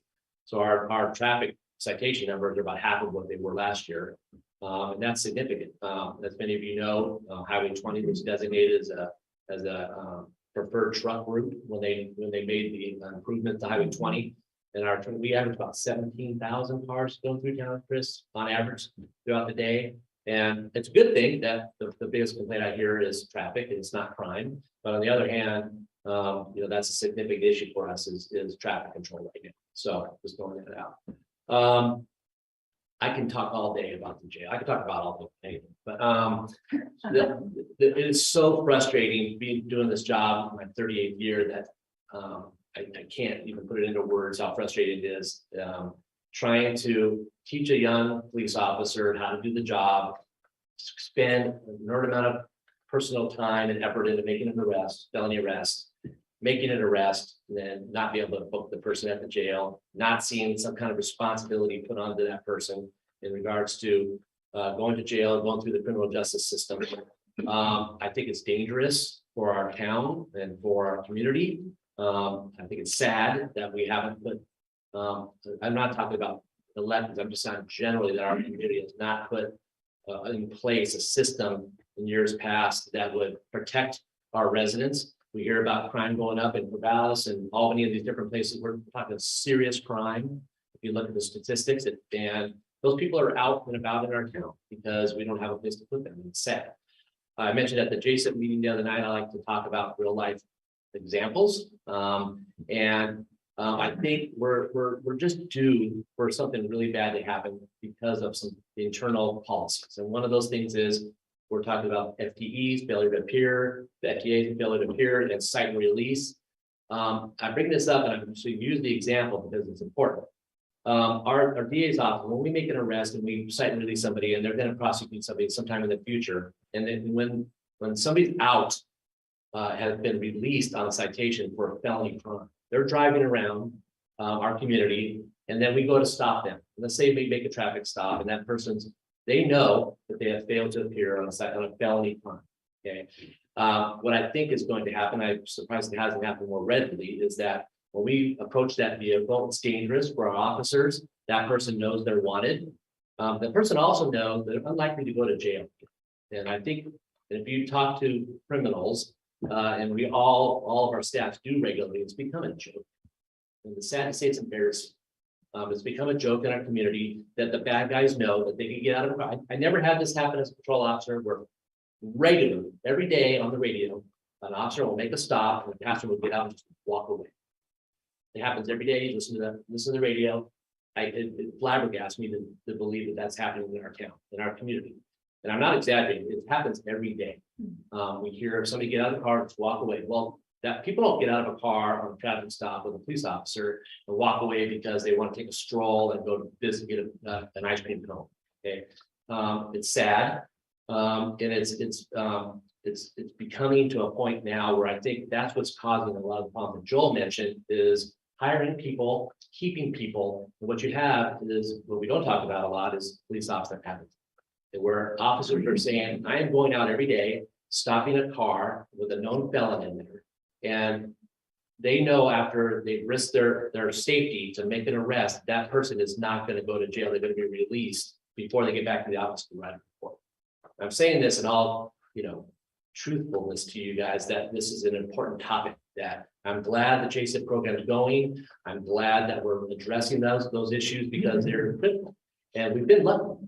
Jeff brings it up in his presentations. We've been lucky that something significant, well, we've had significant incidents with guys walking into people's homes that should be in jail on previous charges that get out and commit heinous crimes. And I don't think we shine enough light on some of these things. They're all negative things for our town. We don't like to talk about those, but they're important.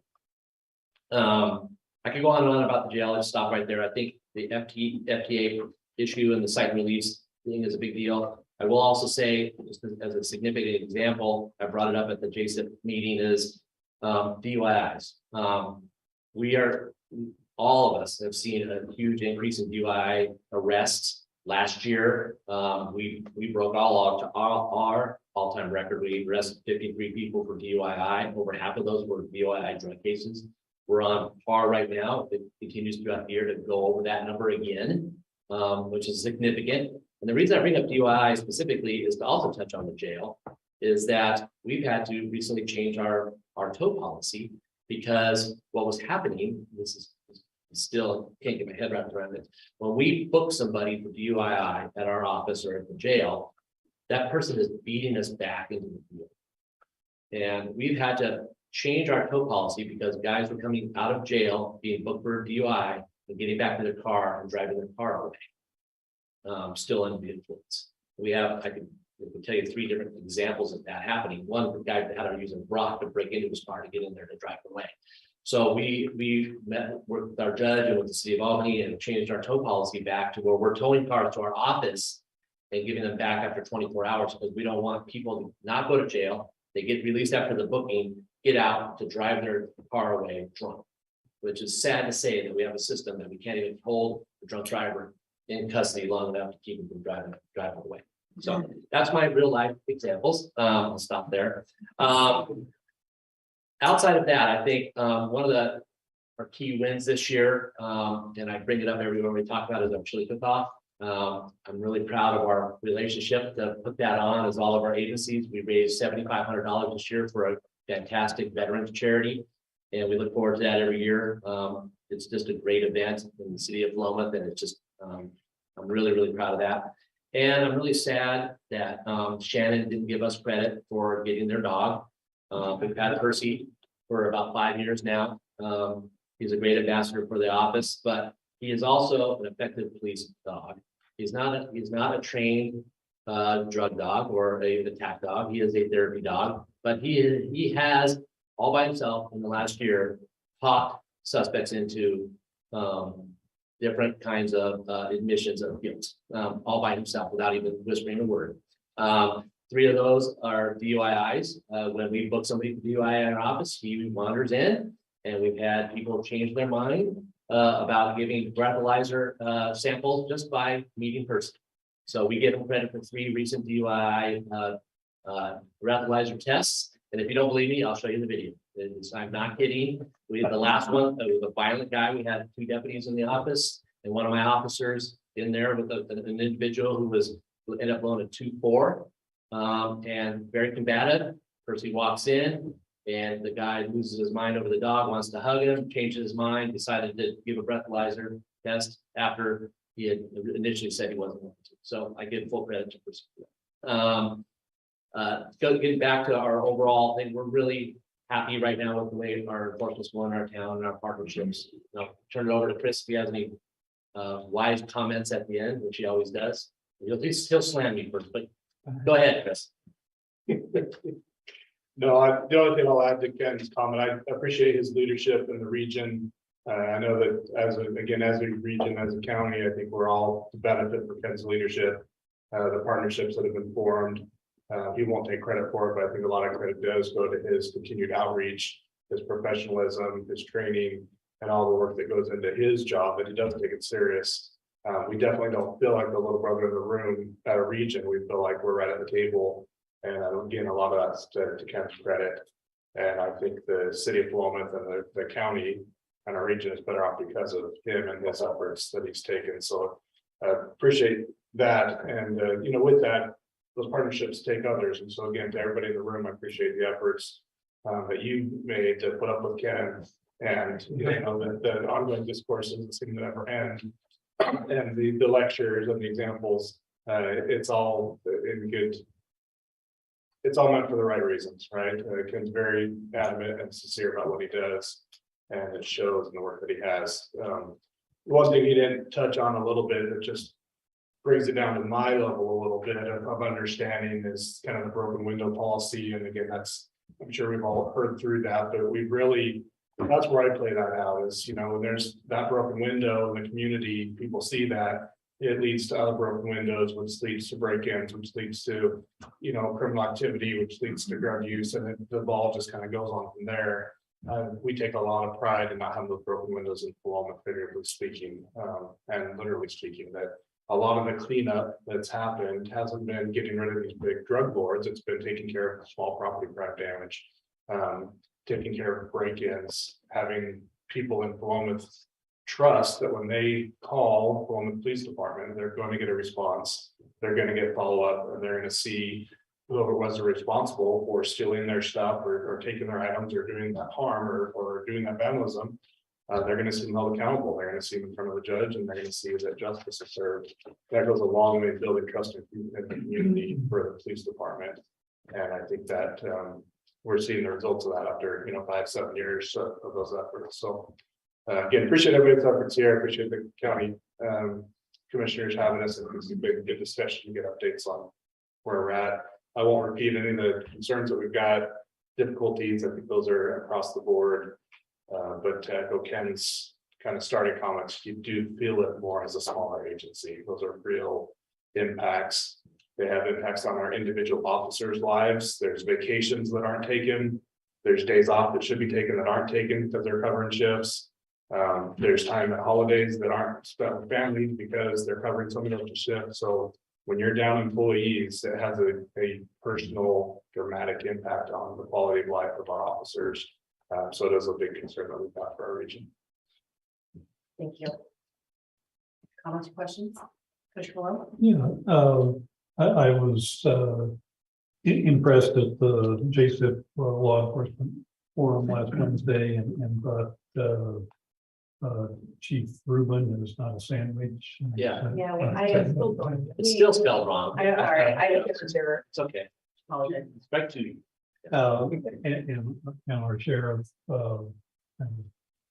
reinforcing the message, we will be asking the community to buy something, and I think we're well served by real world examples of what we get with the current situation, and so your examples of the DUIs and I think that's a real impact on your officers and affects the community. So I hope the Jeff and Ken show will continue in the future.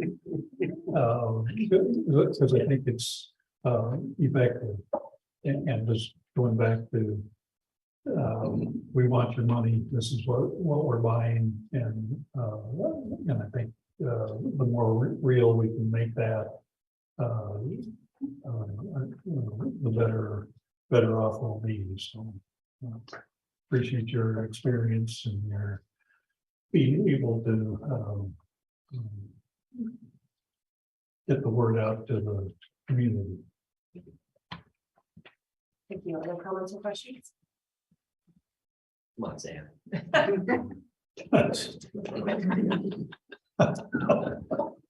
All right, well, with that, we will move on. I want to acknowledge that we are running behind on the agenda. I apologize for that. Sure. But next up, we have our very own Benton County Sheriff Van Arsdale and team. Welcome.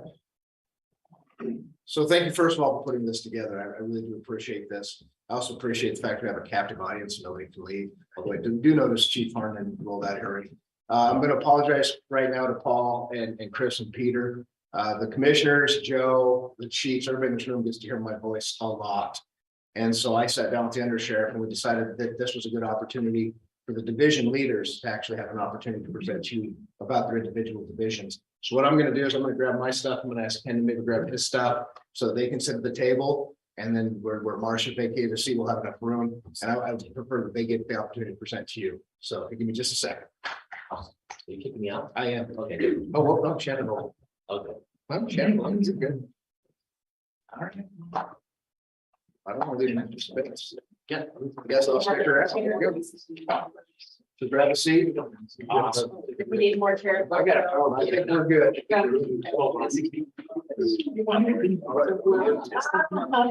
Oh, Chief made us back out just in time. Okay. All right. So we good to go now? Fantastic. I think we'll just start over here with the jail and just kind of work this way. So Captain Devaney. All right, so for the jail division, I just sort of going over the staffing levels that we have and some of the programs that we offer. Our staffing starts off with me as the captain, and then Lieutenant Jewel. If you guys have not met him, Jeremy's got 20-something plus years of experience. He's a lead jail inspector, and he was actually just selected to be part of an accreditation team. The Oregon State Sheriff's Association is actually going to put together their own accreditation group, and they're basing it off the jail inspections that we already do and going through probably American Corrections Association, and figuring out what those inspections look like and bringing it down to the Oregon level, which is, since I got here, I think that the Oregon jail standards and having the inspections that they do is incredible. It's something huge and that not every place does. Coming from a different state, we didn't have somebody that was overlooking to make sure we were all on the same page. And I can tell you when something like COVID comes up, that's enormous to be able to make sure that somebody they can't say, oh, well, this is the way they do it in this county, this is the way they do it in this county. We literally started talking, we're able to fix some of that, figure that stuff out. Also for our jail staffing, that just work solely in the jail, we have 4 sergeants. All of them are jail inspectors, and all of them are also FTO certified. They were doing a majority of the training when I first got here. On top of being on charge of the shifts, they were also doing all the training for all the new hires. We have a part-time position called a limited duty position where they come in, they're not certified, they don't carry wet firearms, they don't make arrests, but it also helps us sort of prepare people for full-time. We actually just hired one of our limited duties as a full-time when we just had our recent recruitment. So they were doing all of that. We have 14 deputies that are assigned. We just recently put 2 of them through jail inspection, which is the first time, as far as I know, that we've actually had just deputy levels staff that were certified to go out on these jail inspections. Always been sergeants and lieutenant in the past. We also got 8 of them certified as FTOs because sergeants have enough on their plate. They shouldn't have to train the folks as well. So we certified that. We have 1 administrative specialist, which we rely on way too much because she's been here and she knows how everything's ever been done in the jail, and we're trying to pull some of the stuff from her. We have a registered nurse, and also teaches the 1 medical class that the cadets get at the academy when they're going through up there for corrections Nikki Kelly is the person that tells them what medical has to do when inside the jail, and she's been doing that since before I got here. We just started a pretrial in July of 2021. Senate Bill 48 put a little hitch in that, and it didn't allow for us to go that fast with it because we had to figure out what that was going to look like before we went forward with it a whole lot.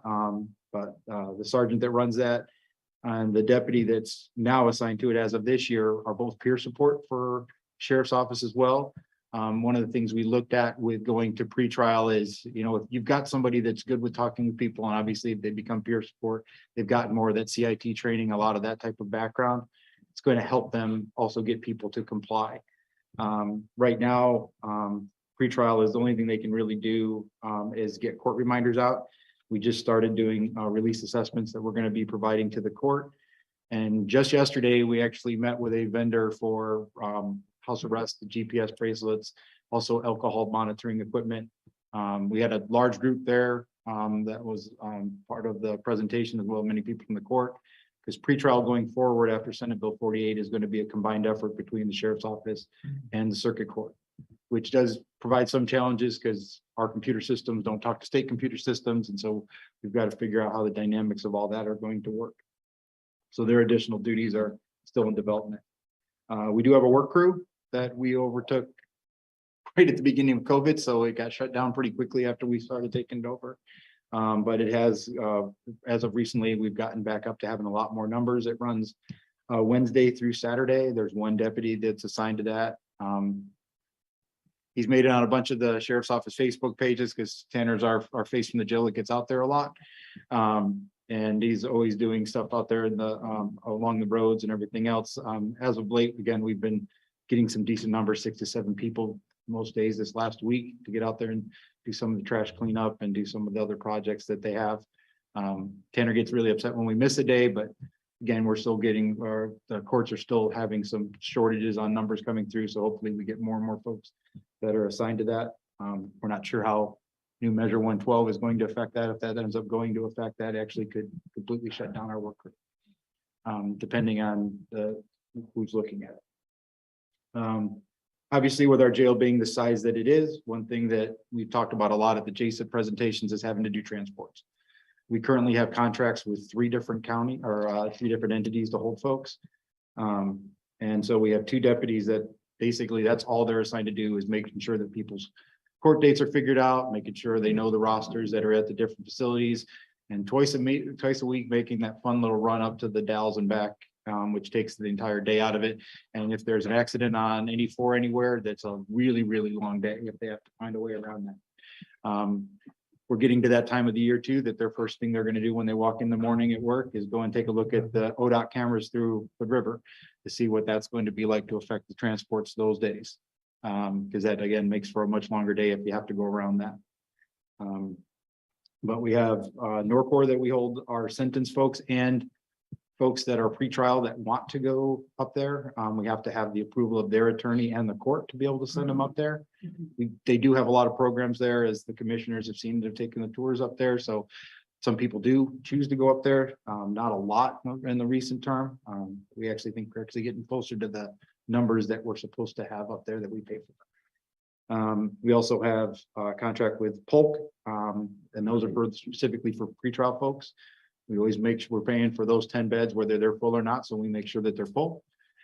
We also have the hub run. If you guys aren't aware of that, what that is again, Oregon was thinking ahead and set up a system with the size of this state that twice a week you can take people up to Marion County, and they have what they call the hub, is where you drop folks off and you pick the folks up that you need to pick up. So everybody throughout the state, if you have wanted subjects from around the state, they go in there, they drop the folks off and you pick them up. They even have you can take people that are getting sentenced to prison, either here or if they have wants out of the state of Washington, they all pick up there. It's a very, very effective and efficient way that they do that process. The transport guys also have to transport to the state hospital, which currently, as of today, we have 9 adults in custody that are pretrial that are there. We've been keeping that number pretty steady, right around anywhere between 7 and 10 since I think I've been here for the last 3 years. We also sometimes have direct transports that we have to take to Coffee Creek, which is the intake facility for the prison system. And that's up in Wilsonville, so they'll have to take trips up there whenever that takes place. They also oversee court operations. If they're not on a transport and we have a jury trial taking place, they're going to be the ones that are going to be sitting on them as well up there. So those guys are pretty busy during the week. Our facility, obviously, it's been talked about a lot here. It's not very big. Sheriff and I have talked a little bit about whether it's a 40 or 50 bed facility, and it's probably under the current situations with COVID restrictions, probably not going away anytime soon, where there's going to have to be some type of quarantine period for everybody coming into custody. We did work with the local health authority to get it lowered, so we're not having to keep people in there for as long, because we are testing everybody as they come through the door. But I don't see them pulling the restrictions on some type of quarantine for a while, so we're probably more a 40 bed facility than a 50 at this point. We have the 2 holding cells, the 2 waiting cells. We have hardened the waiting cells. So for those who've been through the tour, it's at least we can keep 4 people in that are uncooperative at this point, as compared to 2 that was our history. And then we have the 10 pretrial beds at Polk County and the 22. We pay for 22 up at Norcor, whether they're full or not, and we can hold up to 40 there if we did get the numbers to be able to send folks there. For programs, again, because of the size of our facility and the way that it was designed in 1976, we have 3. We have Sunday, it has a non-denominational church, a religious service. Mondays, we have our Narcotics Anonymous, and Wednesday, we have Alcoholics Anonymous, the folks that they choose to participate. Again, with not having people that are sentenced there, which again, we send most of them to Norcor, we don't get a lot of participants for that. They're not there for very long. They don't maybe see the interest in being in a program that's not going to be a continual thing. And we have added tablets in the last year and a half. We just got them to add educational software to it, where they can do anger management classes. They can do all types of those types of things that we can't offer with the way the facility was built in person. The tablets are really going to be the only option. With the design that we have of the new facility, that opens up a lot of those aspects, and it keeps sentence folks here, where having those types of classes makes sense. If you're going to have somebody for 6 months, 9 months, up to a year in your local custody, they can achieve more than what we can achieve when we're sending all of our sentence folks up to Norfolk. So that's really all I have. Thank you. Comments or questions?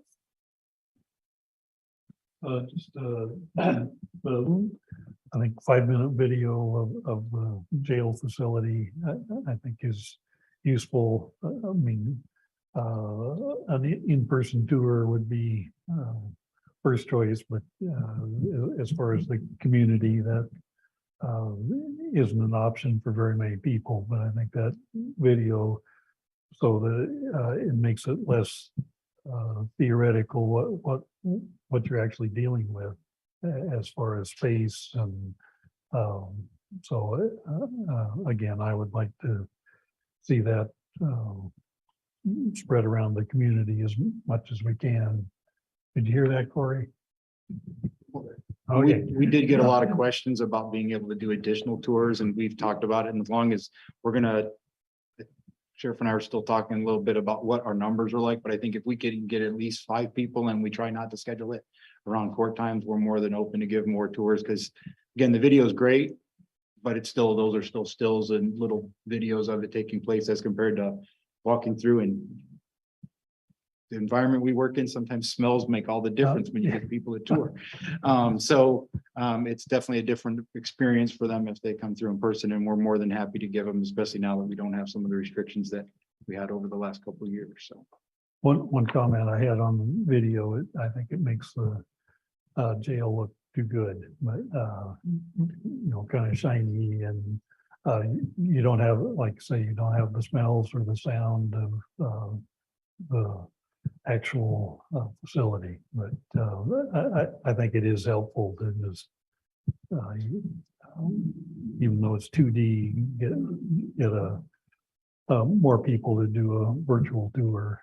and we've done a lot of little upgrades and stuff like that to keep the wiring going and all that type of stuff. And it's amazing when you cut a little bit of chunk out of a concrete block wall that then you have to get a frame spreader to keep the door open because doors now don't want to close because you did that little cutting in the wall. So it's we made sure to leave those to when we give a tour that you can see what's added and what's not original to that building, just to try to make sure that it's functional for us. Well, I think when I did the tour, it was, really what's holding the building together is all the conduit.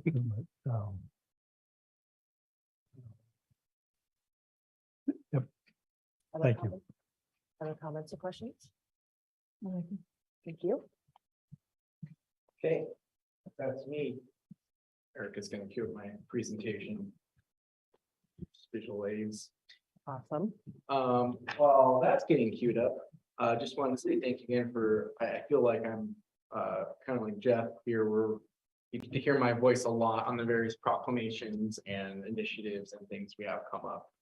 So I do appreciate the opportunity just to highlight some of the stuff we've been through, kind of a recap over the last few years since we've kind of given you updates on the fly, but this gives a quick snapshot summary of where we're at.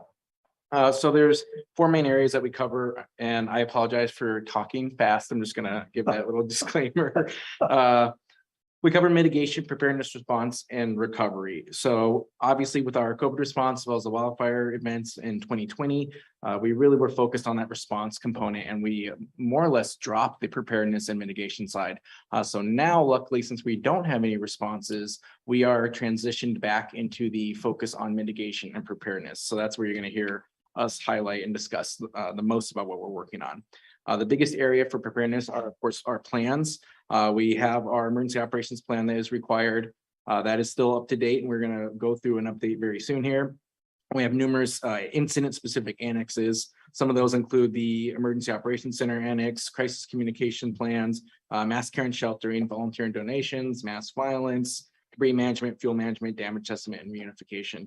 I highlight just a few of those, and there's of course the flooding and fire and everything else specific annexes associated with these. But these are some of the ones that are associated with the FEMA's community lifelines that will pretty much involve every county department in some degree or another and will last months on end, which ties into our recovery plan that we do not have. So our recovery plan is very much something that is needed, but the lift to get a recovery plan put together based on these plans is extremely monstrous. So a lot more to come there. The other plan we are working right now with our local jurisdictions as well as OSU is our natural hazard mitigation plan. Just a recap on that, that is a plan that is required for grant funding, and it outlines shovel-ready projects for our community to mitigate hazards, particularly flooding, but any natural hazard in general, outside of wildfire. If we're looking at wildfire plans, that is our community wildfire protection plan under community development. And the other plan that we've been working on a lot with our department heads here at Benton County is our continuity of operations plan. We saw through both COVID and wildfires that our continuity of operations plans were not stable enough to support us smoothly through COVID. So they're being revamped and re-examined again, and they're actually due for another update and revamp as well. Touching on grants, this goes back to our mitigation and preparedness side. There are a couple grant programs that we get funding for, Homeland Security grant being our main one. There's $1.35 million since 2018, primarily towards equipment and training, and of course the EOC grant for the facility. The other grant that funds both positions are the Emergency Management Performance Grant. We've received $510,000 since 2018. It's a match grant, and there's a lot of parameters around that, and that grant program is changing very rapidly. The downside is the restrictions and requirements are going up, and the funding amount just got cut 10%, and they're projecting more cuts here in the next few years. Looking at the hazard mitigation grant program, which is where we got funding to do our natural hazard mitigation plan update, as well as the projects in that plan. We received about $40,000. I plan to continue to apply for those grants in the future. However, the downside of once I apply for those, it hooks up a lot of other departments for a lot of work. So we're trying to balance the completion of those projects with the workload for ourselves as well as other departments. Looking at our training and exercise program, we still do our monthly EOC trainings. Those have been actually very well attended. We're constantly going through a refresh of our EOC rosters, try to develop bench depth in training for our staff. That program is still combined with the city of Corvallis and city of Philomath and Monroe as well. So we do get engagement from all the different cities, as well as participation in our exercises. We are continuing to do the advanced incident command system trainings for the entire region. We do them mainly here in Benton County, but we also will reach out and do some in Lane and Lynn County as well. And that's in coordination with Mike Bamberger from OSU as well as Dave Busby from the city of Corvallis. We are also going to be taking on hosting some of the FEMA Emergency Basic Academy. I am an instructor for that, and it helps basically our new emergency managers in the state get refreshed and understand what emergency management is in the state of Oregon, as well as under sheriff's offices as well. We're always working up through our process of quality improvement. We actually incorporate a lot of the lessons learned from COVID and wildfires into our EOC training over the last 12 months. So some of the process issues we ran into, or a lack of clarity on forms or contracts and agreements, all those things have been revamped. Obviously, it's still very much a work in progress, but we are constantly going through to make sure our teams are trained on those components. We still do community drills, wildfire evacuation drills, and other exercises at the request of the different community members. And then there's this credentialing component. The Board of Commissioners in 2019 adopted the National Qualification System that led to a formal credentialing process being in place. However, we haven't been able to get folks credentialed because we've been dealing with that response component. So now we're going back and starting to get those credentialed. Some major accomplishments I really want to highlight right off the bat is welcoming Chelsea Chitka. She is our new emergency management coordinator. She came from the city of Corvallis, has 18 years of experience as a coordinator there. So that was a huge win for Benton County, huge win, and for the sheriff's office as well. We've been dealing with the COVID response. I'm happy to put that one behind us for now. I know our health department counterparts are still dealing with that, but we have implemented the after action report and improvement plan for both the EOC as well as the organization-wide after action report. So we're going through some of that process improvement, and that will be incorporated into our EOC activation annex. The 2020 Labor Day fire wildfire support, I do want to call out Benton County as well as our EOC team, the sheriff's office, and the community at large. We are the only county who received federal grant awards, so federally declared disaster for our county, even though we did not have any direct wildfire impact. So we're the only county in Oregon that had received that. We have adopted the NIMS ICS NQS adoption. I'm sure many county employees are not super excited about that. However, that training has been integral into getting a lot of our success through COVID, highest vaccination rates, really rapid testing, etc. Our EOC program is one of the most progressive in the state and now is being modeled, of course, in the Multnomah, Portland area, but as well as Washington County, Columbia County, and Lane County. And I know Marion and Lynn County are also working to adopt a similar model, an integrated, all departments involved, constant training cycle. And then lots of grants. Emergency management lives off grants, so we're always going to grind away and try to get as many grants as possible. Some gaps. I will just gloss over these, but time is number one. So if anyone figures out a formula to create more time in a week, that would be fantastic. Of course, there's only 2 of us targeted towards emergency management specifically. So that's just the limitation. There's a lot of coordination happening. And as our plans get bigger and we see the gaps and see the areas of need, the amount of people we have to start involving gets bigger, and that complicates projects.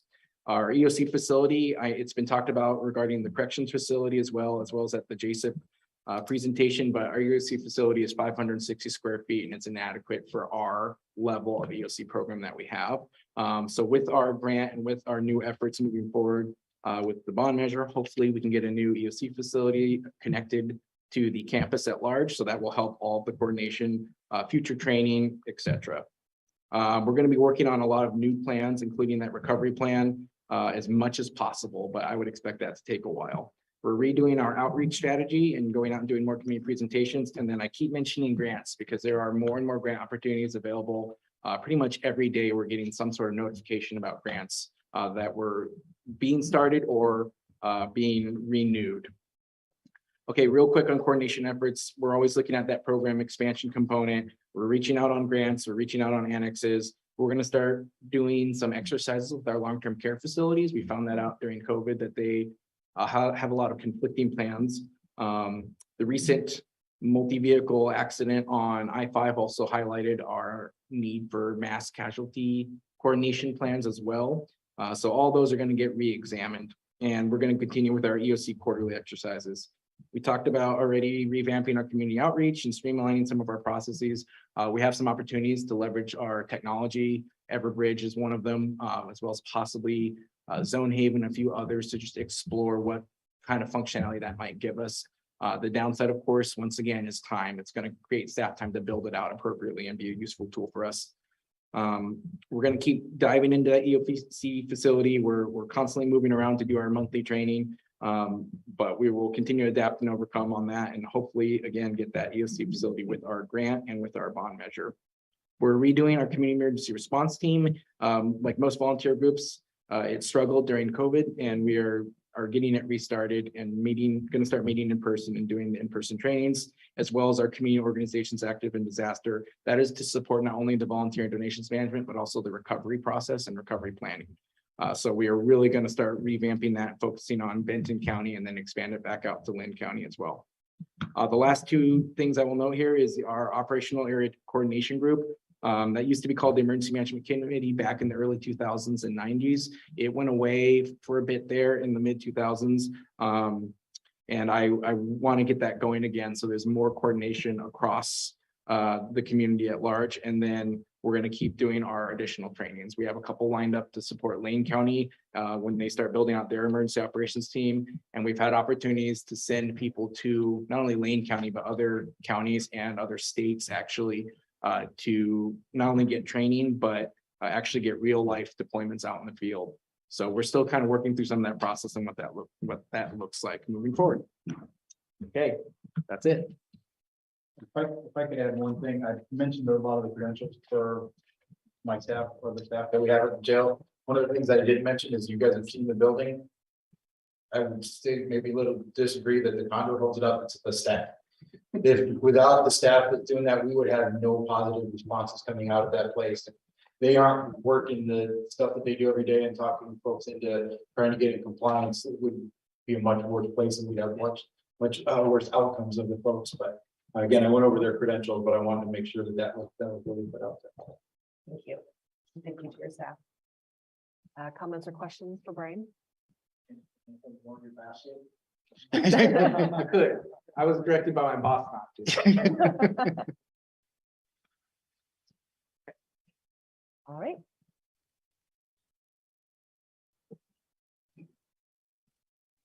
All right. Kevin Higgins from Sheriff's Office, some Special Services Division. I won't probably talk as long. We'll keep our timeline short, but I know you guys are past schedule. Anyways, our group is comprised of 2 full-time people, myself and Jade Chambers, which is our specialist, if you will. She is a shared kind of, not really a shared asset, but she helps in all the pieces of the search and rescue, which I'll go through momentarily. But one piece that's not, I want to add, that's not really a typical search or a special services is she's in charge of all of the social media for all the divisions of search and of the sheriff's office. So if you see social media posts, it's probably from Jade and JSIP and stuff. She does a lot with that. She's been a great asset. We brought her on about 6 months ago, and she's an invaluable asset. So the other pieces of search and I gotta keep on saying search and rescue because that's a big part of it, of special services, is the search and rescue units. We have 6 teams. In the special services, there's about 125 volunteers that I have in 6 different teams. Those teams are our amateur radio, or ARES, which is kind of a comms group, our mounted posse, which is search and rescue and ceremonial type events. They also run the large animal rescue. They're if we have downed horses is the biggest problem. They are not smart enough sometimes to turn themselves back over, and it takes special training and equipment to get them moved over. We have a large animal rescue element to their mounted posse. Our mountain rescue is our technical team. If it's steep and gnarly and wet and cold and frozen, it's probably those guys that are going to do it. Oddly enough, Benton County has very little technical terrain. So I'd say 95% of their deployments are out of county and mostly into Lynn County. Mount Washington, Mount Jefferson, they go up to Hood, they go up into Washington, they go down all the way into California, but most of it is in the Lynn County area. And Marion and Lane also. I'll give them one quick little boost. They did have a little they were selected of the 4 nationally certified mountain rescue units in Oregon. They were selected by the National Guard to be the unit that is called upon when the Blackhawks with their PJs are deployed overseas and they need somebody to backfill a PJ in a helicopter with a hoist. It's our mountain rescue unit that is the guys that go in there and cover the state if National Guard is called out. They're in the helicopter with the Blackhawks or the Lakotas and doing the helo work that National Guard is unable to do because their PJs and birds are sent overseas. So it's kind of a cool deal. They were selected. So we have a Region 3 K9, which is probably our second most deployed asset. Maybe the first. I'd have to do the numbers, but that's Polk, Marion, Lynn, and Lincoln and Benton County. We have about 20 dogs in that unit, which are tracking dogs, trailing dogs, area search dogs, human remains dogs, and water dogs. So that's a drowning dog. And it's a well-respected team that they do a fair amount of deployments around our neighboring counties and in our own. Then we also have the SkySAR unit, which is, as you can imagine, it's a air asset that's helicopter and fixed wing aircraft. They also have a drone element, but that's not the same drone element as the Sheriff's Office drone program. So those six search and rescue teams, they not to be, they do all the hunters and the mushroom pickers, the dementia patients, the hikers, the climbers, the missing children. And they also do evidence searches for major, some kind of crime. They need find a cartridge for a shooting or a little piece of paper or something. They help with that oftentimes. And then to help with the OSU, they also do a lot of the help with the parking for the football games. So that's kind of a cool little thing that they get to go help out and do something different. I'll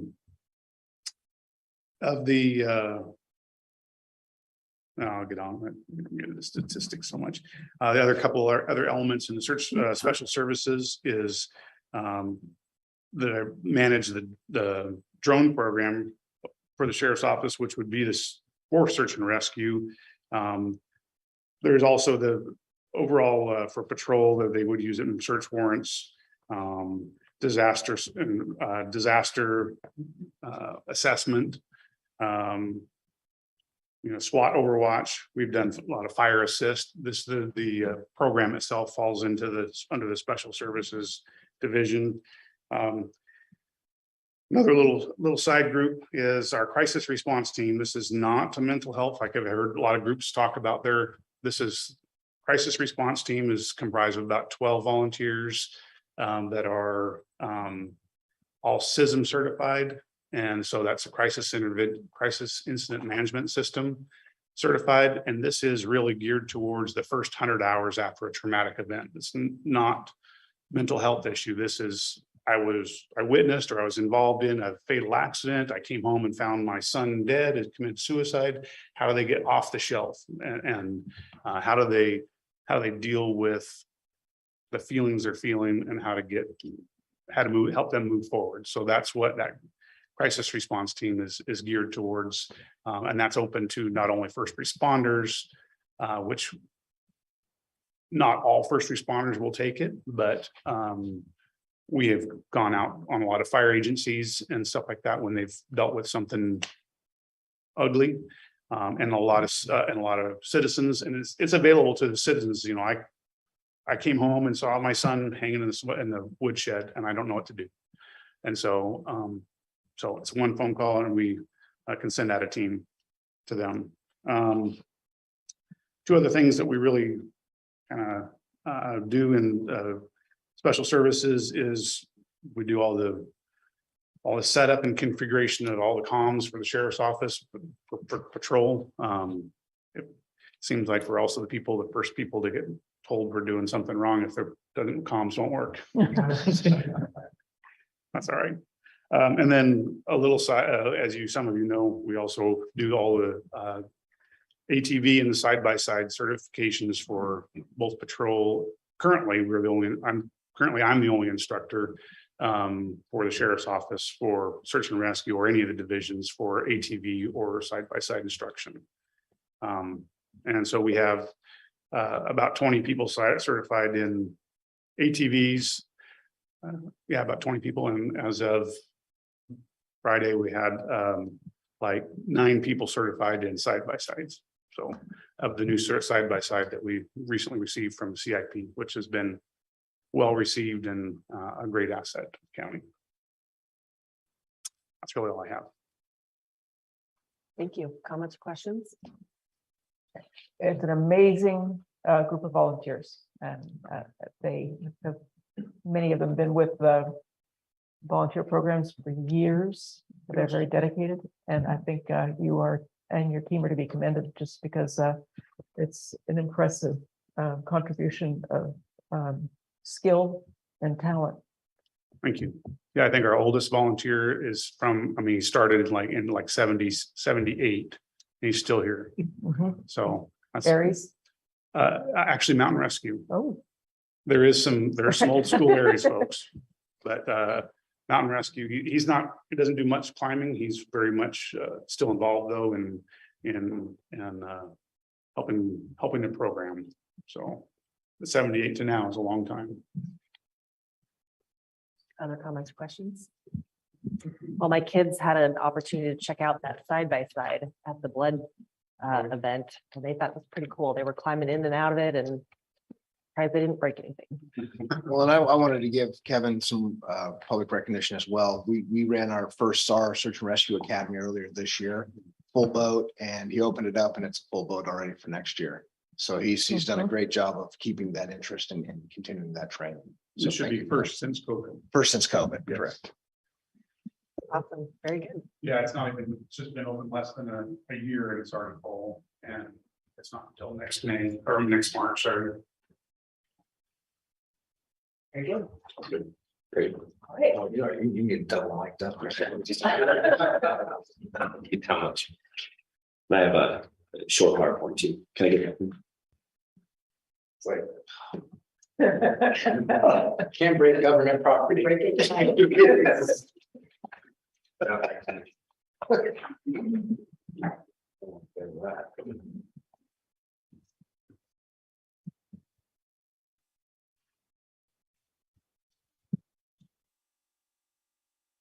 So I'll start this off by saying that my name is Chris Duffett. I'm a new patrol captain for the Sheriff's Office. Glad to be here. Just some small facts about the Sheriff's Office as we stand right now. And Patrol Division, we're at about 2,700 case numbers that have been pulled so far this year.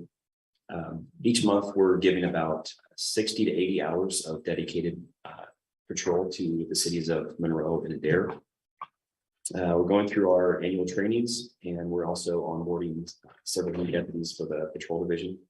I wanted to highlight some of these people in this training and some of the calls that they went on and some of the things that we do.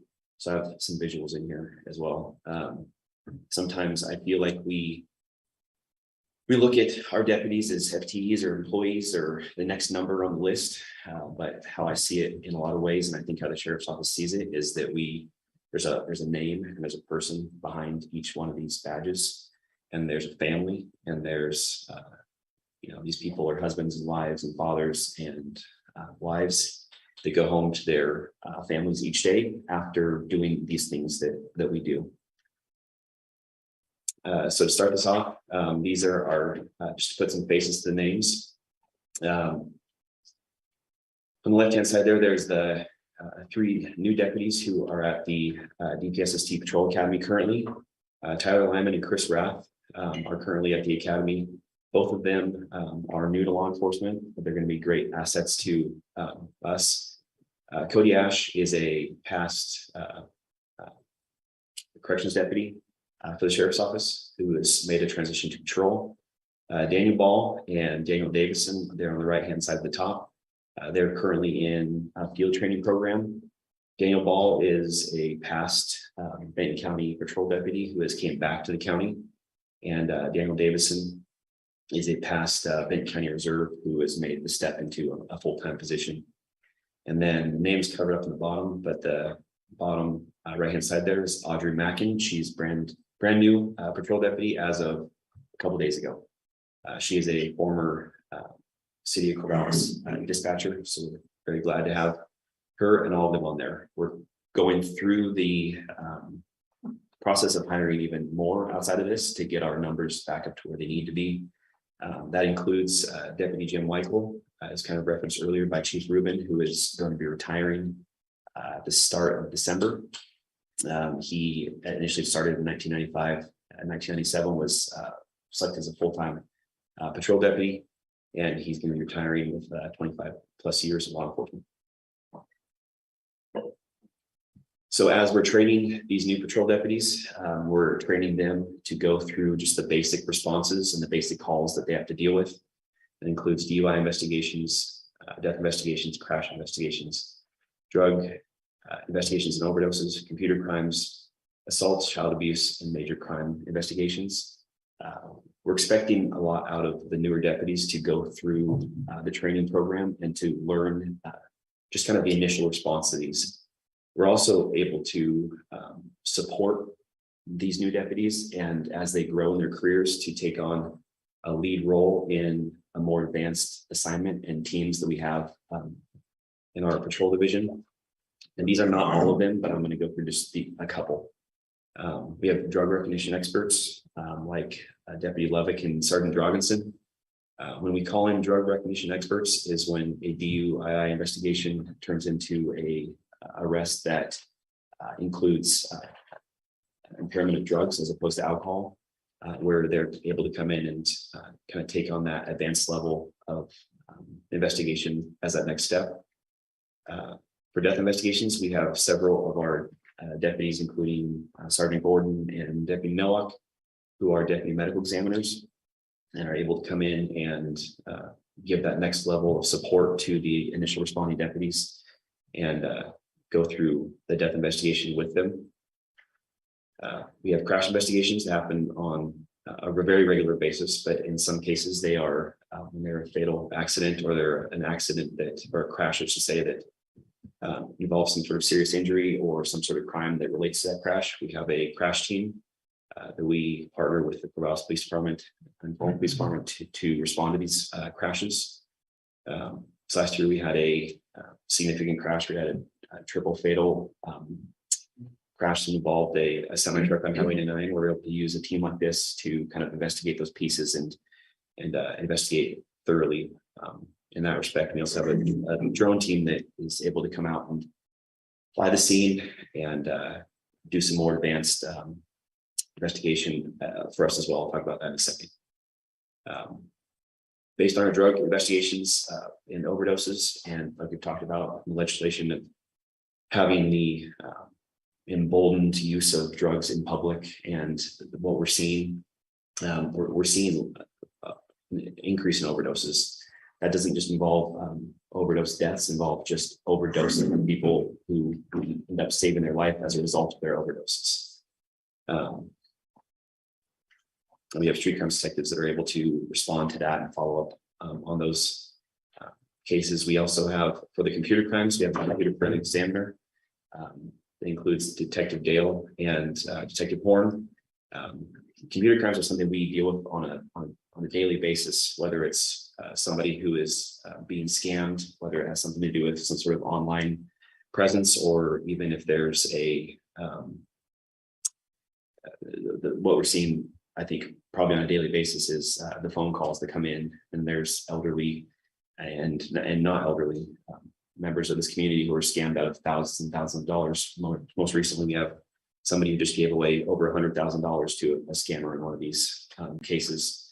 And we need somebody that can go in and investigate these more thoroughly. And that's where our computer forensic examiners come into place.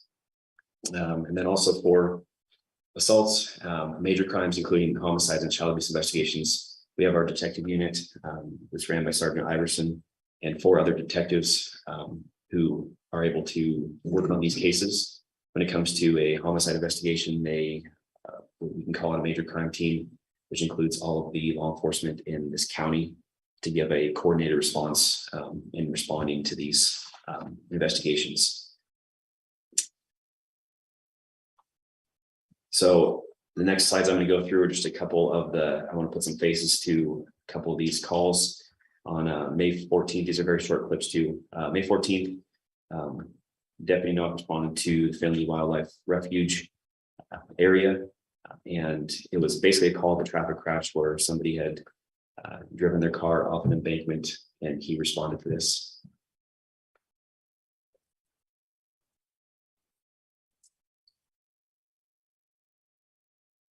It's kind of skipping around a little bit, but there is sound too. I don't know if you have sound or not. What this is Deputy Noah responded to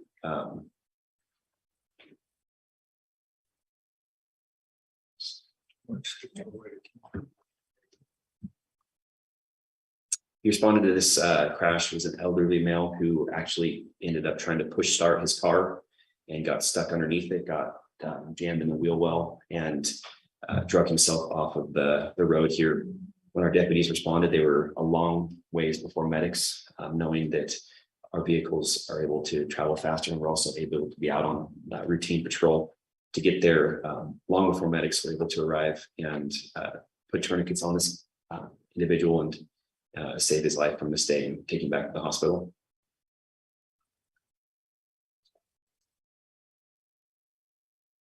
Since there's no sound, I'll talk over the top of this. Deputy Lubbock was in the area of Fulton Boulevard and 35th Street in Corvallis, and was one of the first people on scene to a traffic crash that turned out to be a traffic crash plus a medical incident, where what she finds when she gets there is that there's a male who is unresponsive, and she puts an AED on him, which brings back the signs of life and the pulse for him and brings him back to life in this situation as well. The next one I will show, it might not be as effective because if there is no audio, but when we teach. If I need Zoom there, I'm sure.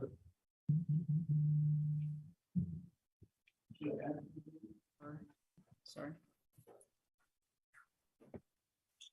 You should be able to, when you share screen, there's an option to share sound also. Okay. This is now unmuted. No, unmute that.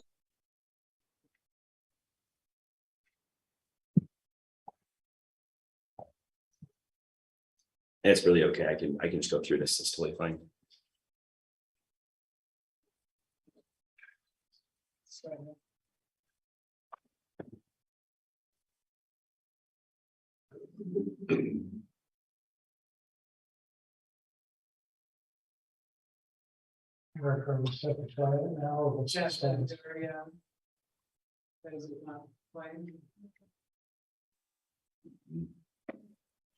Okay, so what I need you to do is just put your phone just there on the truck. I don't think that's necessary. I think if you guys would go talk to my wife and let her know I already talked that you're about to okay? arrest me, then hopefully she can clear this out, because I don't want anything to do with her or going to jail. I don't deserve to go to jail.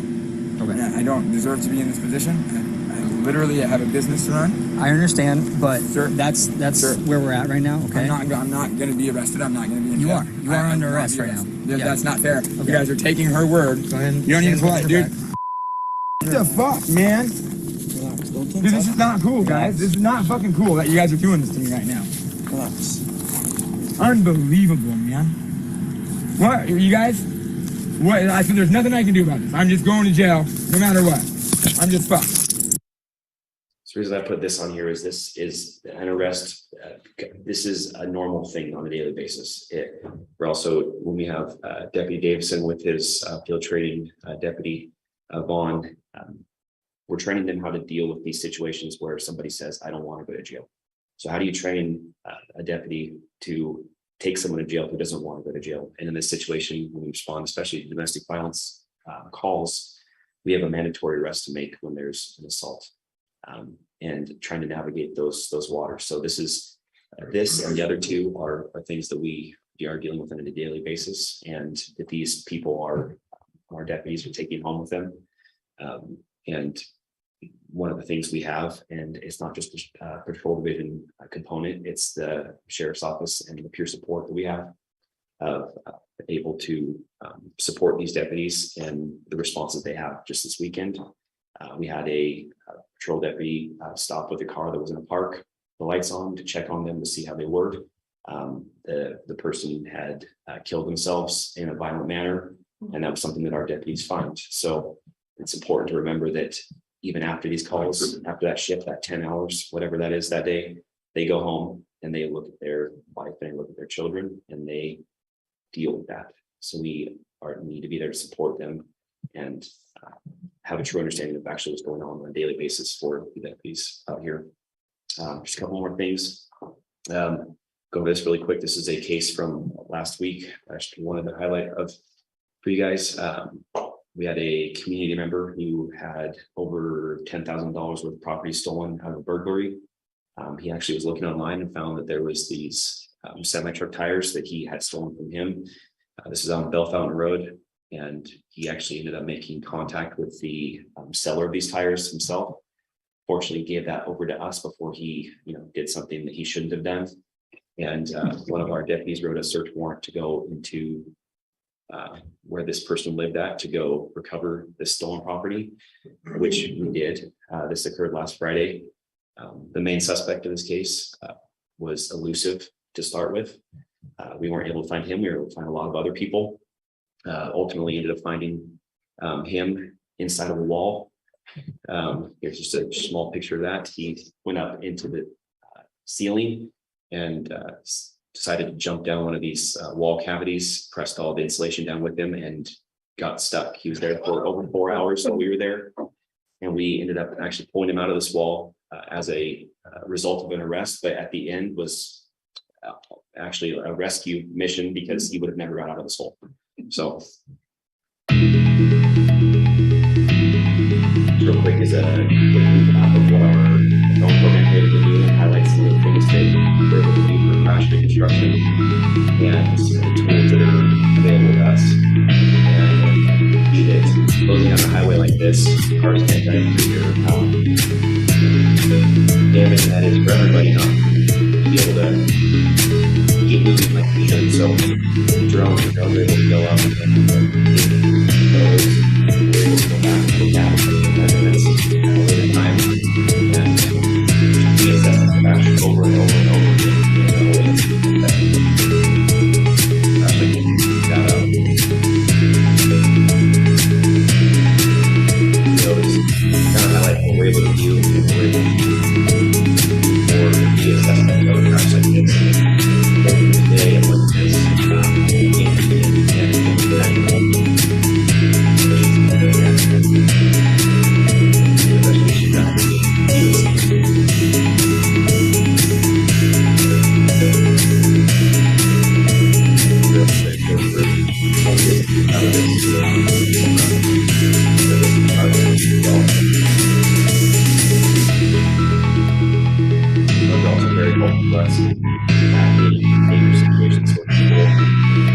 law enforcement, we're able to get a distance view of somebody.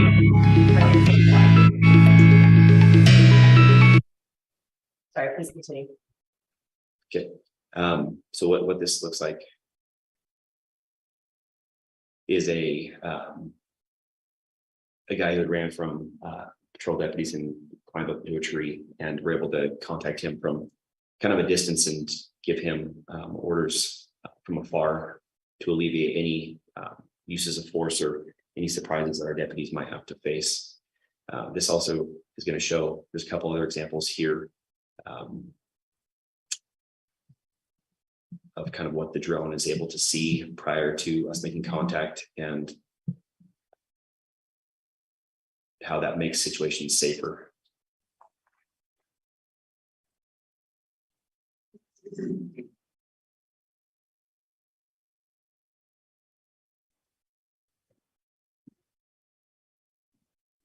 This, you can see the light. This is in the middle of the night here, and this light is from a drone. We're able to light up the scene, and you can see that there's two officers who are on the other side of the fence here, and between the fence that runs kind of along from them where that guy just crawled out, our drone was able to find him prior to us having to stumble against him and create a worse situation out of an already bad one.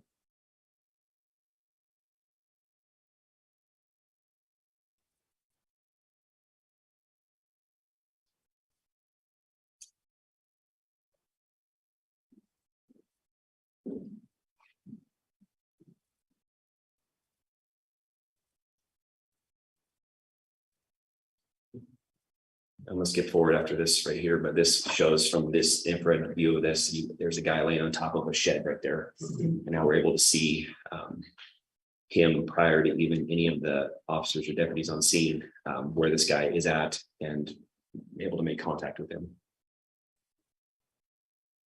And go forward. This is last slide. This is a picture of a group of jury members. If you guys have seen this photo before, anything like this, but this is a group that was a part of a homicide trial. We actually went up shortly thereafter, and they, at the jury's wish, wanted to plant a cross in remembrance of this victim, and then plant flowers and do this as kind of a remembrance to her, knowing that she was not from this country and she did not have the support that comes from having, family and friends within the country that you both live in and get murdered in. The reason I bring this up is I think that we do things all the time, as we're currently doing right now with the community or Citizens Academy or community academies we have, or the different things we have, jail tours, and people who want to come to a jail tour, want to come to a Citizens Academy. Jury duty isn't voluntary, right? Jury duty is something that people are told to do, and they're kind of made to do. But when we get the people in from this community, they're able to see we're holding people accountable for their actions. They're an audience for us to be able to show them why we do what we do, how we do what we do, and the fact that we are ethical and truthful, and that we're doing our job to the best of our abilities. And I think this is a testament to this, is that we have a group of people who had no intentions of being on a jury duty, no intentions of being a part of this community or even connecting with law or the sheriff's office, but they did.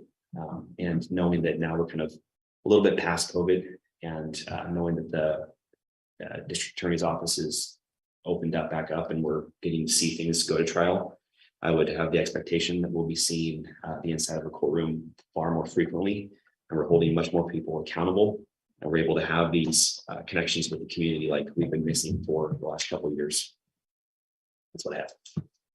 Thank you. Comments or questions? Thank you for putting names and faces to the work that you all do every day. Glad to do. Thank you for that very good presentation. We appreciate all the videos and stuff. Thanks. All right, moving on. So thank you. My name is Justin Farley, and I've got from the sheriff's office, and I oversee home probation. And so when the sheriff asked me to take a few minutes to talk about the home probation division, contemplate what specifically to talk about, because he did leave it thankfully open-ended. And talk about our budget, talk about our workload and our programs, but I decided this morning, because of time, I wanted to talk about our staff and just give you a better picture of who they are, similar to some of the previous presentations, and just a better picture of who they are and the work that they're doing each and every day. So for just a little bit of context, obviously we're a division in the sheriff's office, and we have 13.3 FTE, but first let me start by talking about the two support staff that we have. We have Summer Smallwood and Katie Bateman, and Summer has been with us since 2017, and Katie's been with us since early 2022.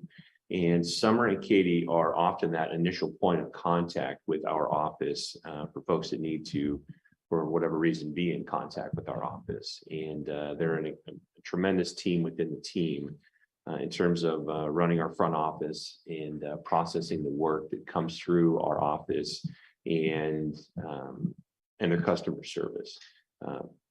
Summer and Katie are both outstanding. It's an understatement for even me to say that. Again, they're just that initial point of contact. So just for where we are too, you guys understand where we are in the law enforcement building, or right at the top of the stairs there.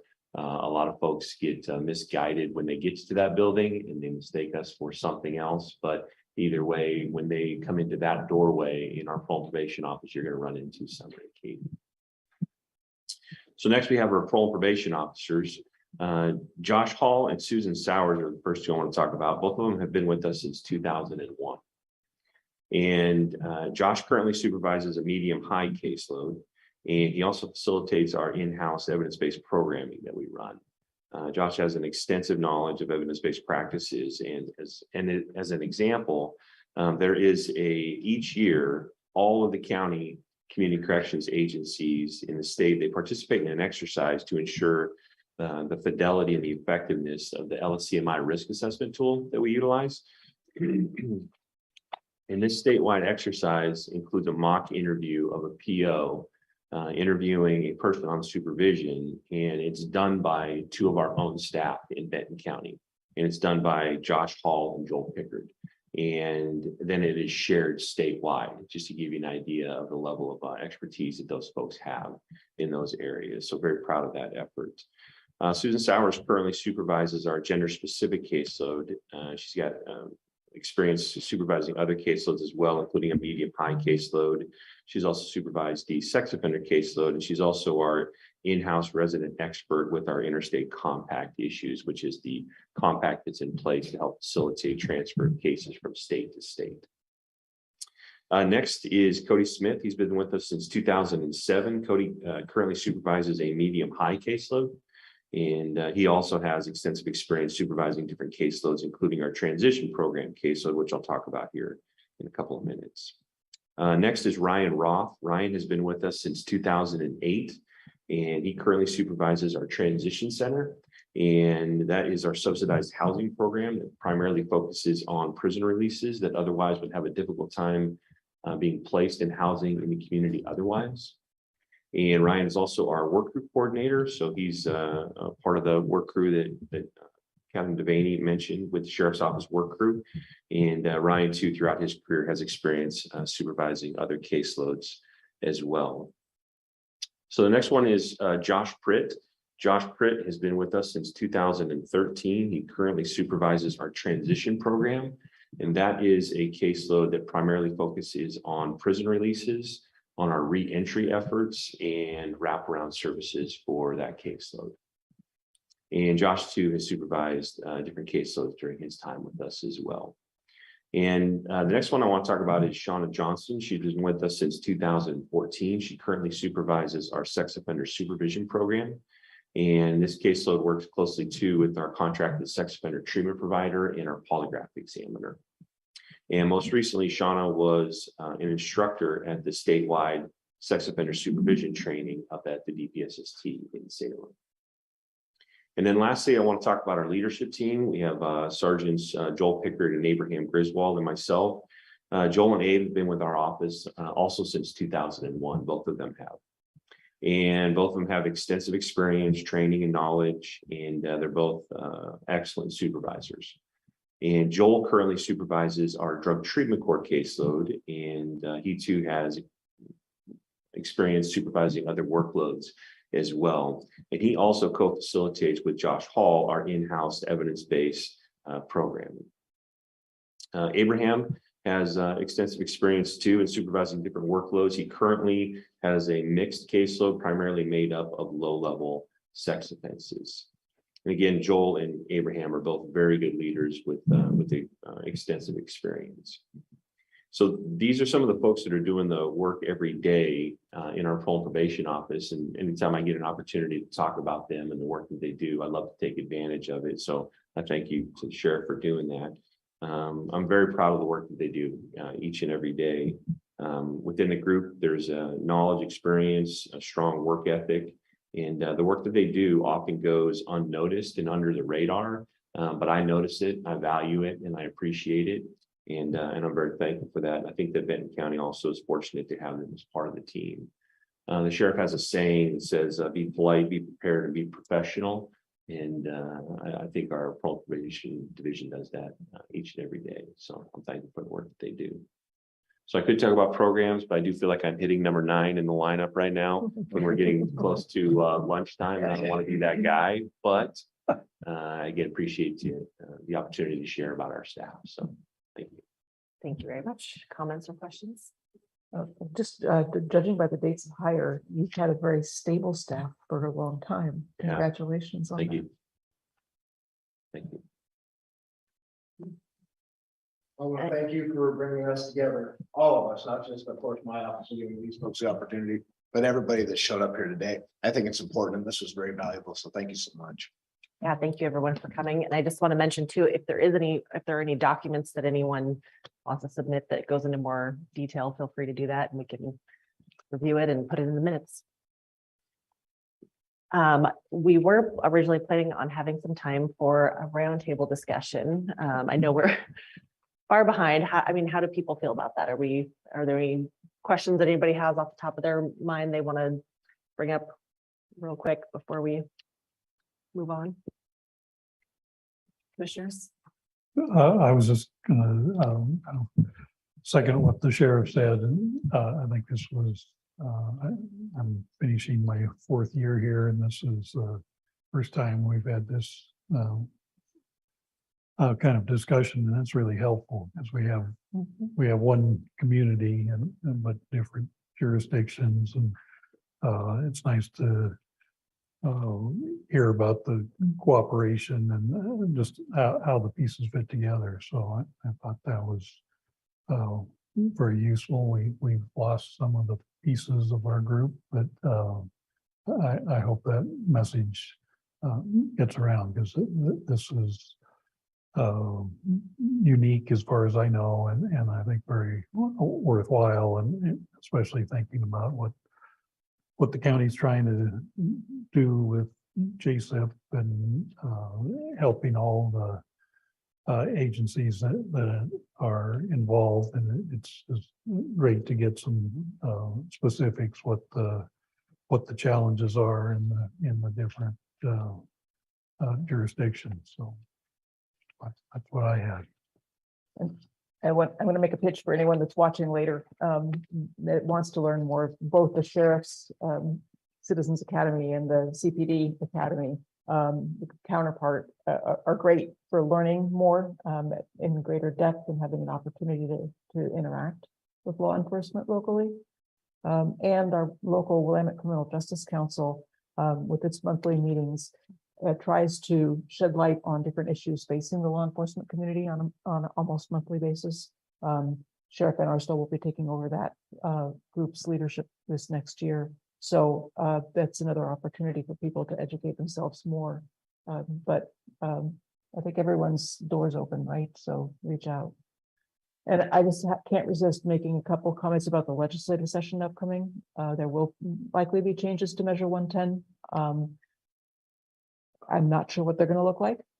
We are just hearing little bits and pieces at this point in time. So I think that it's going to be important for all of us to stay in touch with all of you so that we know whether we're moving in the right direction, and still want to retain that balance of behavioral health treatment that Measure 110 has brought to the table, but shift back into the direction of accountability and ability to investigate so that we don't lose all of that piece at the same time. All right. Thank you very much. Again, I just really appreciate everyone coming together, and I'm kind of blown away that we all managed to get in the same room at the same time. I mean, that was, I have to thank staff for that too, and all of your staff. And yeah, I really appreciate hearing from everybody. So thank you, Chair Wise. You're welcome. All right. Well, with that, let's take a 5-minute break before we move on to our next agenda topic. And anyone who needs to leave can go.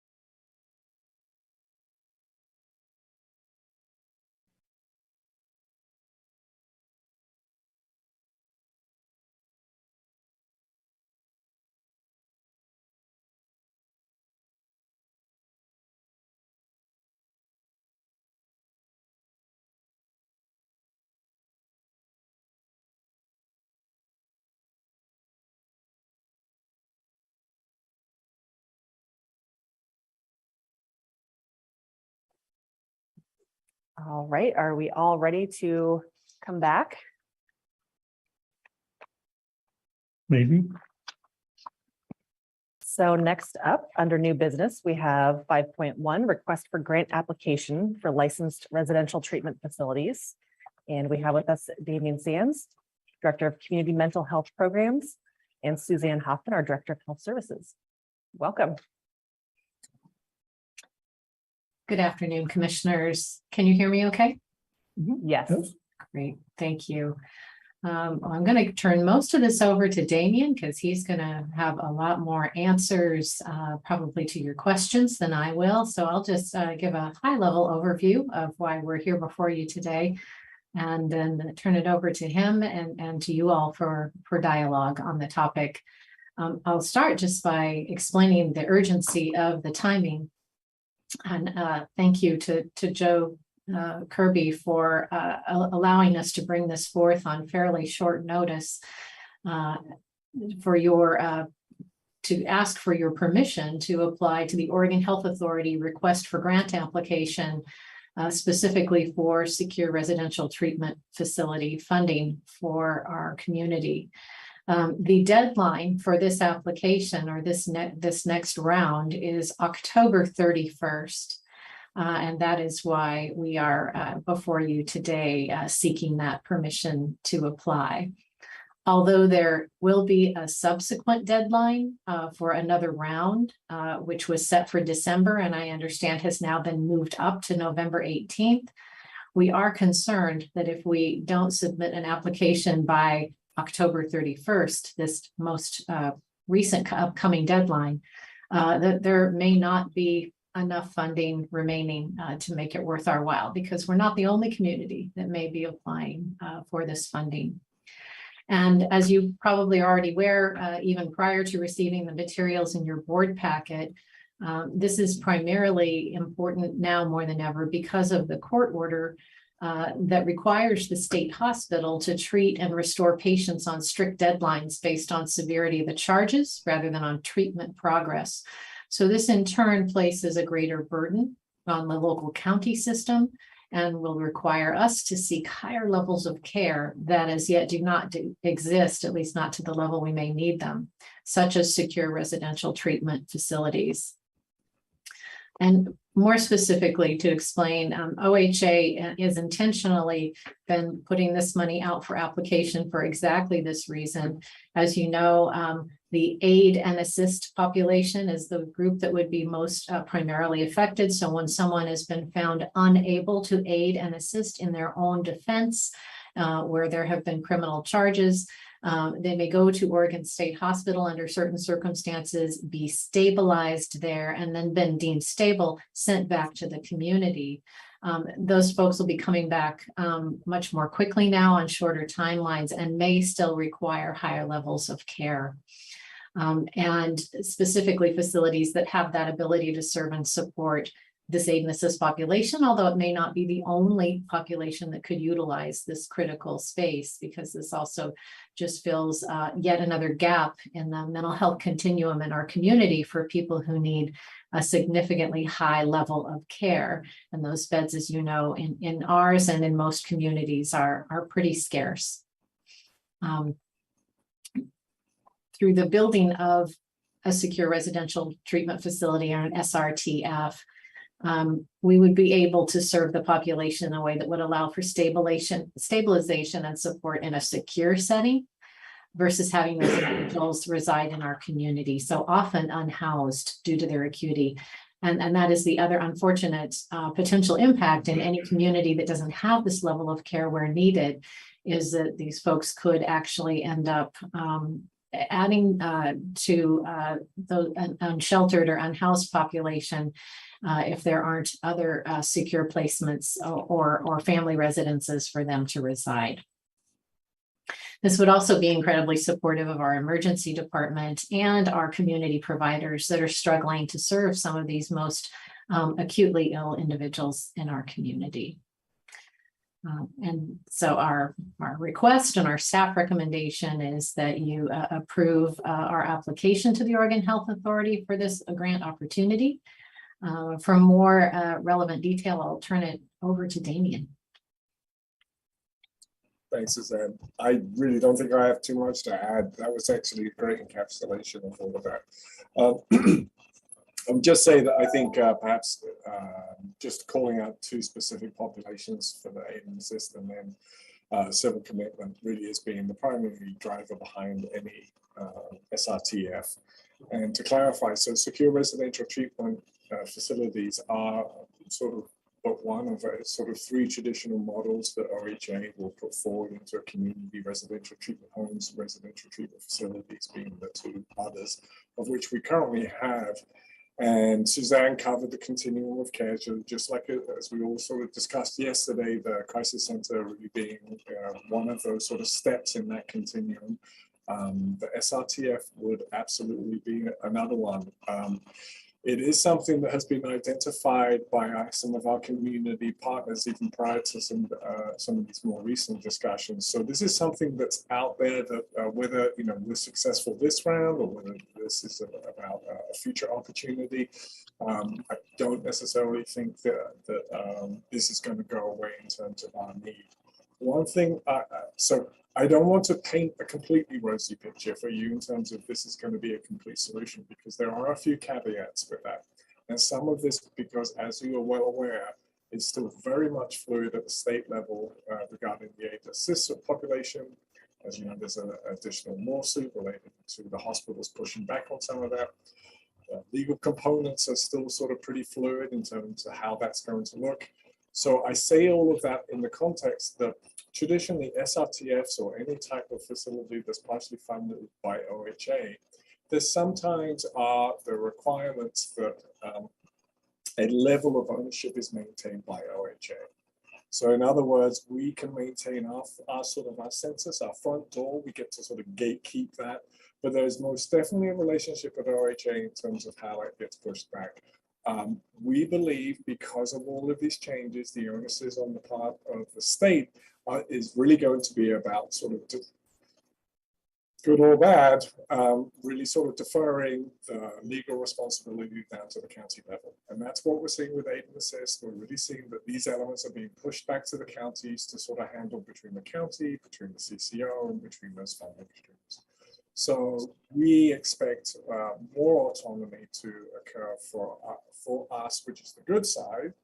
But the challenge as well is that just there will be additional pressure to sort of take some partners that are out of area.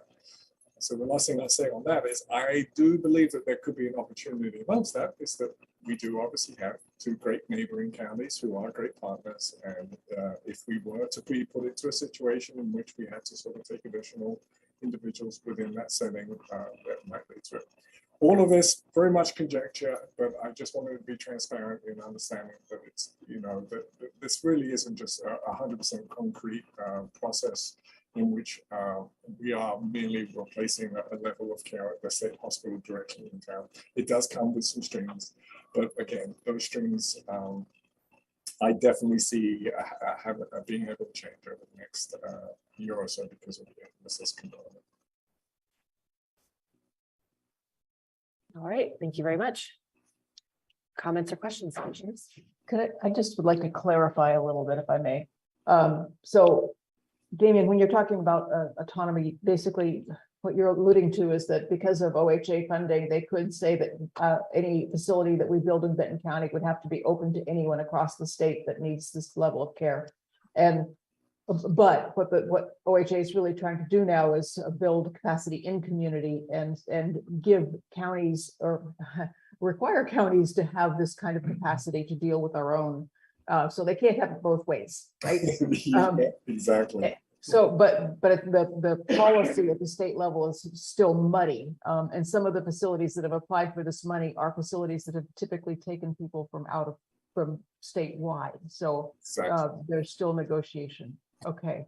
Yeah. The second piece is just like with other similar facilities, this would have probably a 16-bed max capacity, correct? Yep, that's great. Commissioner is always incredibly knowledgeable about this. So we're probably looking at a 12 to 16 bed facility. One of the agreements that we would want to get into, and this is, this really is just but step one. So what we're talking about is bricks and mortar component in terms of application. There are additional components that are tertiary to it that would sort of support the maintenance and ongoing funding of that. Through that process, we would seek a third-party entity to really sort of come in and fill that space. That is not necessarily the county's role in terms of standing that component up. And there's a lot of local providers around the state that do this work for SRTFs. There's some down in Junction City, there's some in Medford, there's some up in Portland, that have a lot of experience. They know how to do the Medicaid billing components. And the offset to make all of this sort of financially durable, usually what OHA will do is actually offer a modifier payment that this funding would allow us access to. So in other words, we apply for the bricks and mortar, we go through a traditional construction component, whether that's revamping an existing building or building a new building. Once that's sort of completed, it sort of opens the doorway for us to access that modifier rate out of the state. And that becomes the kind of, to use this simply, that would be the honey for the additional third party to come in and be, okay, this is going to be financially doable for us. Let's move ahead. So, I think that area of expertise is not only a benefit, but there are some gatekeeper mechanisms that they are very familiar with that actually allow for to be very site and regional centric.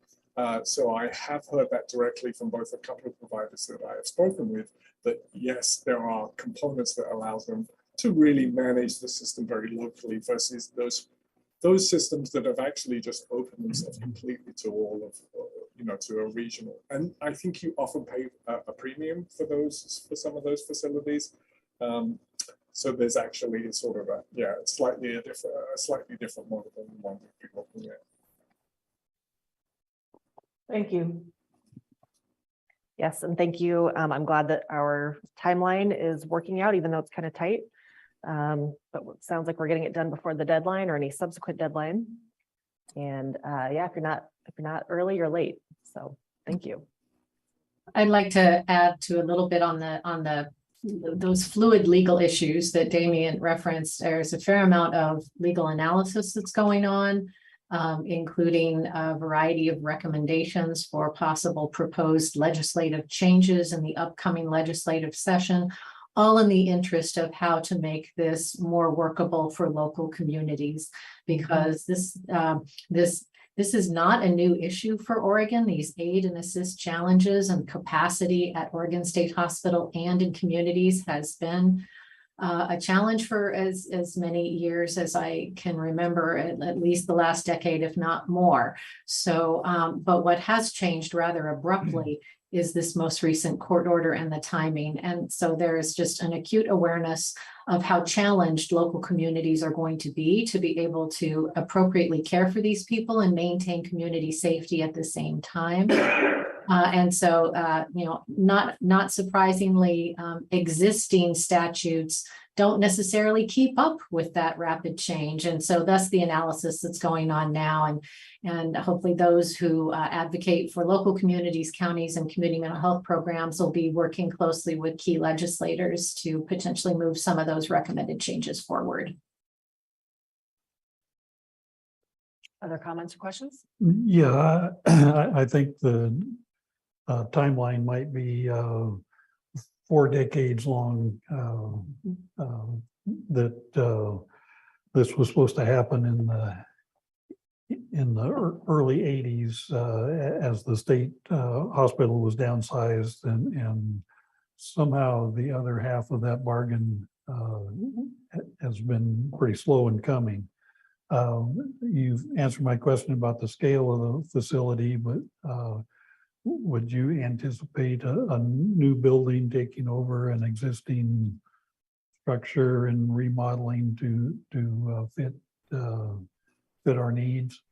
One of the nice things about this application is it is low bar access. In other words, we don't have to necessarily produce anything on our end regarding finance, place, any of those sort of designations that some RFPs might require, which gives us an incredible amount of flexibility in terms of site location. So so we really can make an application in which we can talk about a retrofit of an existing space and or brand new construction somewhere in the county. So the OHA understands right now that housing is obviously at a critical situation. The ability to sort of firmly define a space that's been identified, get into that purchase, have all of that lined up pre RFP is just not realistic. So I think that's the good news on our end, is that it really gives us a lot of flexibility. And if this is a matter of the time's not right for us, we can even, this is a really easy to just walk away from and sort of circle back at a time in which we can make the stars align, given that as other things are in flux, it's clear that the housing market is somewhat in flux, as are rates. So, you know, there's obviously a lot of moving pieces, but the OHA has made sure that this is, that we have as much flexibility as needed. Great, thank you. Other Commissioner, I do comments? have comments. Oh, yes, before you please. end. Go Um, for it. Commissioners, good morning or good afternoon. We've been here quite a while today, and it's been time well spent. Just a couple of comments on this particular agenda item. First of all, you'll notice in your packet, when it asks whether or not there is a physical impact, it does identify that no, there is not a physical impact. The reason that I want to stress that is that's just in reference to the actual submittal of our letter of intent or application. There's a lot of unanswered questions. Damien did a good job of running through a number of those from an operational perspective. That's one of the unanswered questions is, you know, what would it cost to operate a facility like this, and how do we cover our costs? So I do want to highlight that that is an absolutely unanswered question, but we don't want to miss the opportunity while the door is open. So we are trying to respond quickly just to get our foot in the door.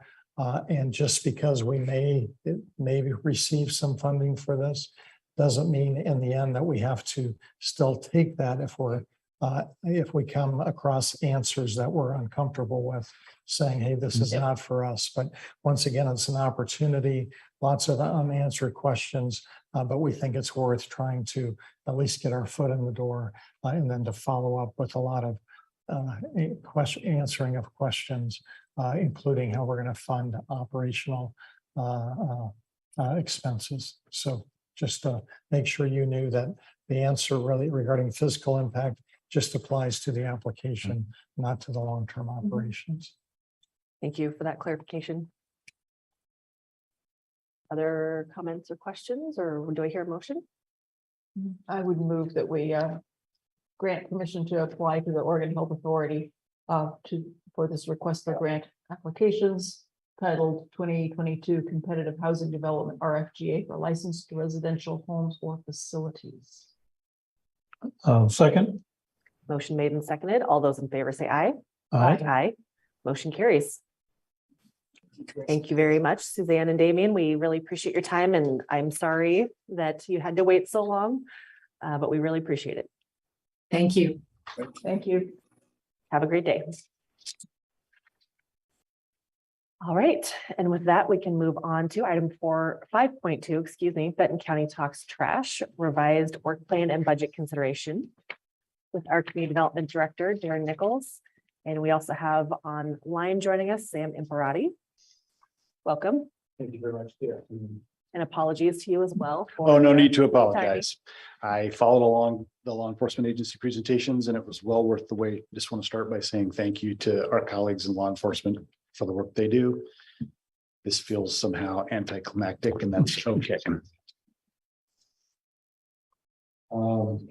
So first of all, I'd like to ask that Sam be made a presenter so I can share the memos that we're going to walk through. These are the materials that you have in your packet, but we'll get them up on the screen so that people, others can see and follow along. Yeah. Thank you, Eric. Last week, we presented a regular bi-monthly update, and we promised to come back today with a refined budget and work scope for your consideration, advice, guidance, and direction. So that's why we're here today. I hope this is fairly short. In between the last time we visited in this one, Sam has taken a closer look at where we have been to date in terms of expenditures, and also what it's going to take to get the work that you've asked us to do across the finish line. So that's what you're seeing is kind of a recap and a look forward. There are a couple of major things here that have changed. But first of all, I want to flag, there's no change to the charge that you've asked us to do. That part stays the same, the 5 elements in the charge. What has changed is the approach. So this is what you're looking at in the work scope is a much more detailed engagement with the work group and some newly formed subcommittees. So there's an opportunity here for work group members and a few other community members to get further down in the weeds around smaller work group tables.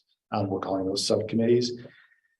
We have a number of those stood up, and that's really the bulk of the time. The additional time, the 19 weeks, has to do with those kind of facilitating those extra meetings and really getting the work group more engaged at that level. The other, so then commensurately with that, there is a substantial addition to the budget and also to the time frame.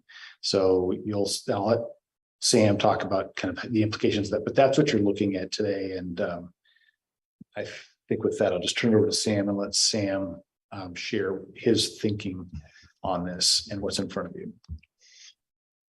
Good afternoon, commissioners. And will the meeting moderator please allow me to use my video? Apparently that was closed off during the meeting. There we go. Thanks so very much. I'll quickly share my screen here as to the core document that you have in front of you. I won't belabor it because it was part of your work plan that has come forward. I'm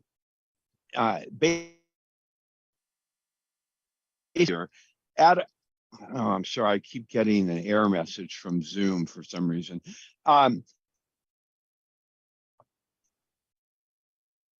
It also sounds like you're cutting in and out a little bit, Sam.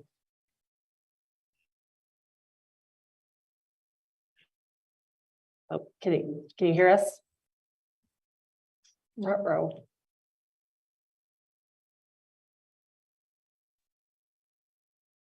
How's that now, folks? That's good. Okay, let me go back and cut off my share screen here. All right. So our next meeting is Thursday, the 27th. As Darren indicated, we're going to start talking about sustainable materials management plan goals, and this includes teeing up the conversation surrounding using your Vision 2040 values. We're going to hear from other local jurisdictions surrounding their sense of and perspectives surrounding the SMMP. Those include Deschutes County, Lynn County, Lincoln County, Marion, Polk, and Yamhill counties, and they will comment on the SMMP. And then we will hear subcommittee reports. We've had 3 of those subcommittees meet, 2 yesterday, 1 today, and we have another subcommittee this afternoon. They have been very, very productive, and I am confident the members of that group are going to add tremendous value to the development of the various materials that they will create, vet, and put forward to the full work group for deliberation surrounding their inclusion in the final report. On the November 17th meeting, we're actually also adding an open house event too that I want to call your attention to. We'll have more updates from the subcommittees on how their work is progressing, perhaps some questions for the work group and maybe even the public as to issues that the subcommittees are facing. And then we'll introduce charges D and E, which are visible on your screen there. And then we will have the second half of the meeting, so to speak, an open house with stations based on the various groups, and the public, of course, will be invited to come to the beginning of the meeting as well. The final big assumptions surrounding this proposed work plan are as follows. One, when I prepared this last week, based on a meeting date of February 23rd, I suggested that the final report could be done by March 3rd. It may well be that that report would be done at the end of March 31st, so to speak. But it's in the month of March that this would hang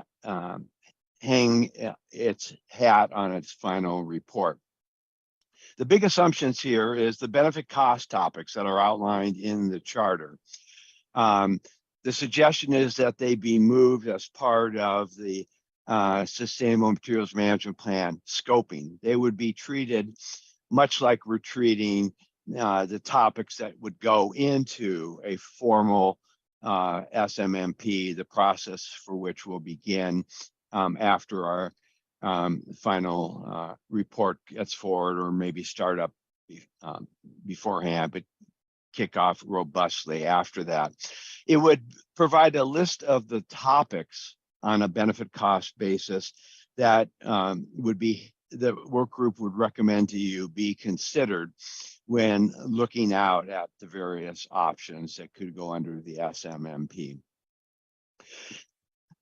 The other piece of the work group charge was to look at jurisdictions that host landfills and see what other CUP conditions they put in to their CUP approvals. And I'm suggesting that that be deferred for other processes, partly because there's not a lot of these jurisdictions around, and partly they're not in the similar circumstances as Benton County, and the subsequent processes could go forward. And the final assumption surrounding this is that the work group from this point out really focus in on the substance and not the process to get to the substance. And as I want to underscore, based on the 3 subcommittee meetings we've had so far, I'm quite optimistic that the subcommittees are in that performing mode such that this work can in fact be done. So that's an overview of the work plan. I'll pause there for any questions or comments before we go into the next step, which is the budget issues. Clarifying questions on this piece before the budget? Sam, please continue. Thank you. So let me go to that document here and share the screen with that.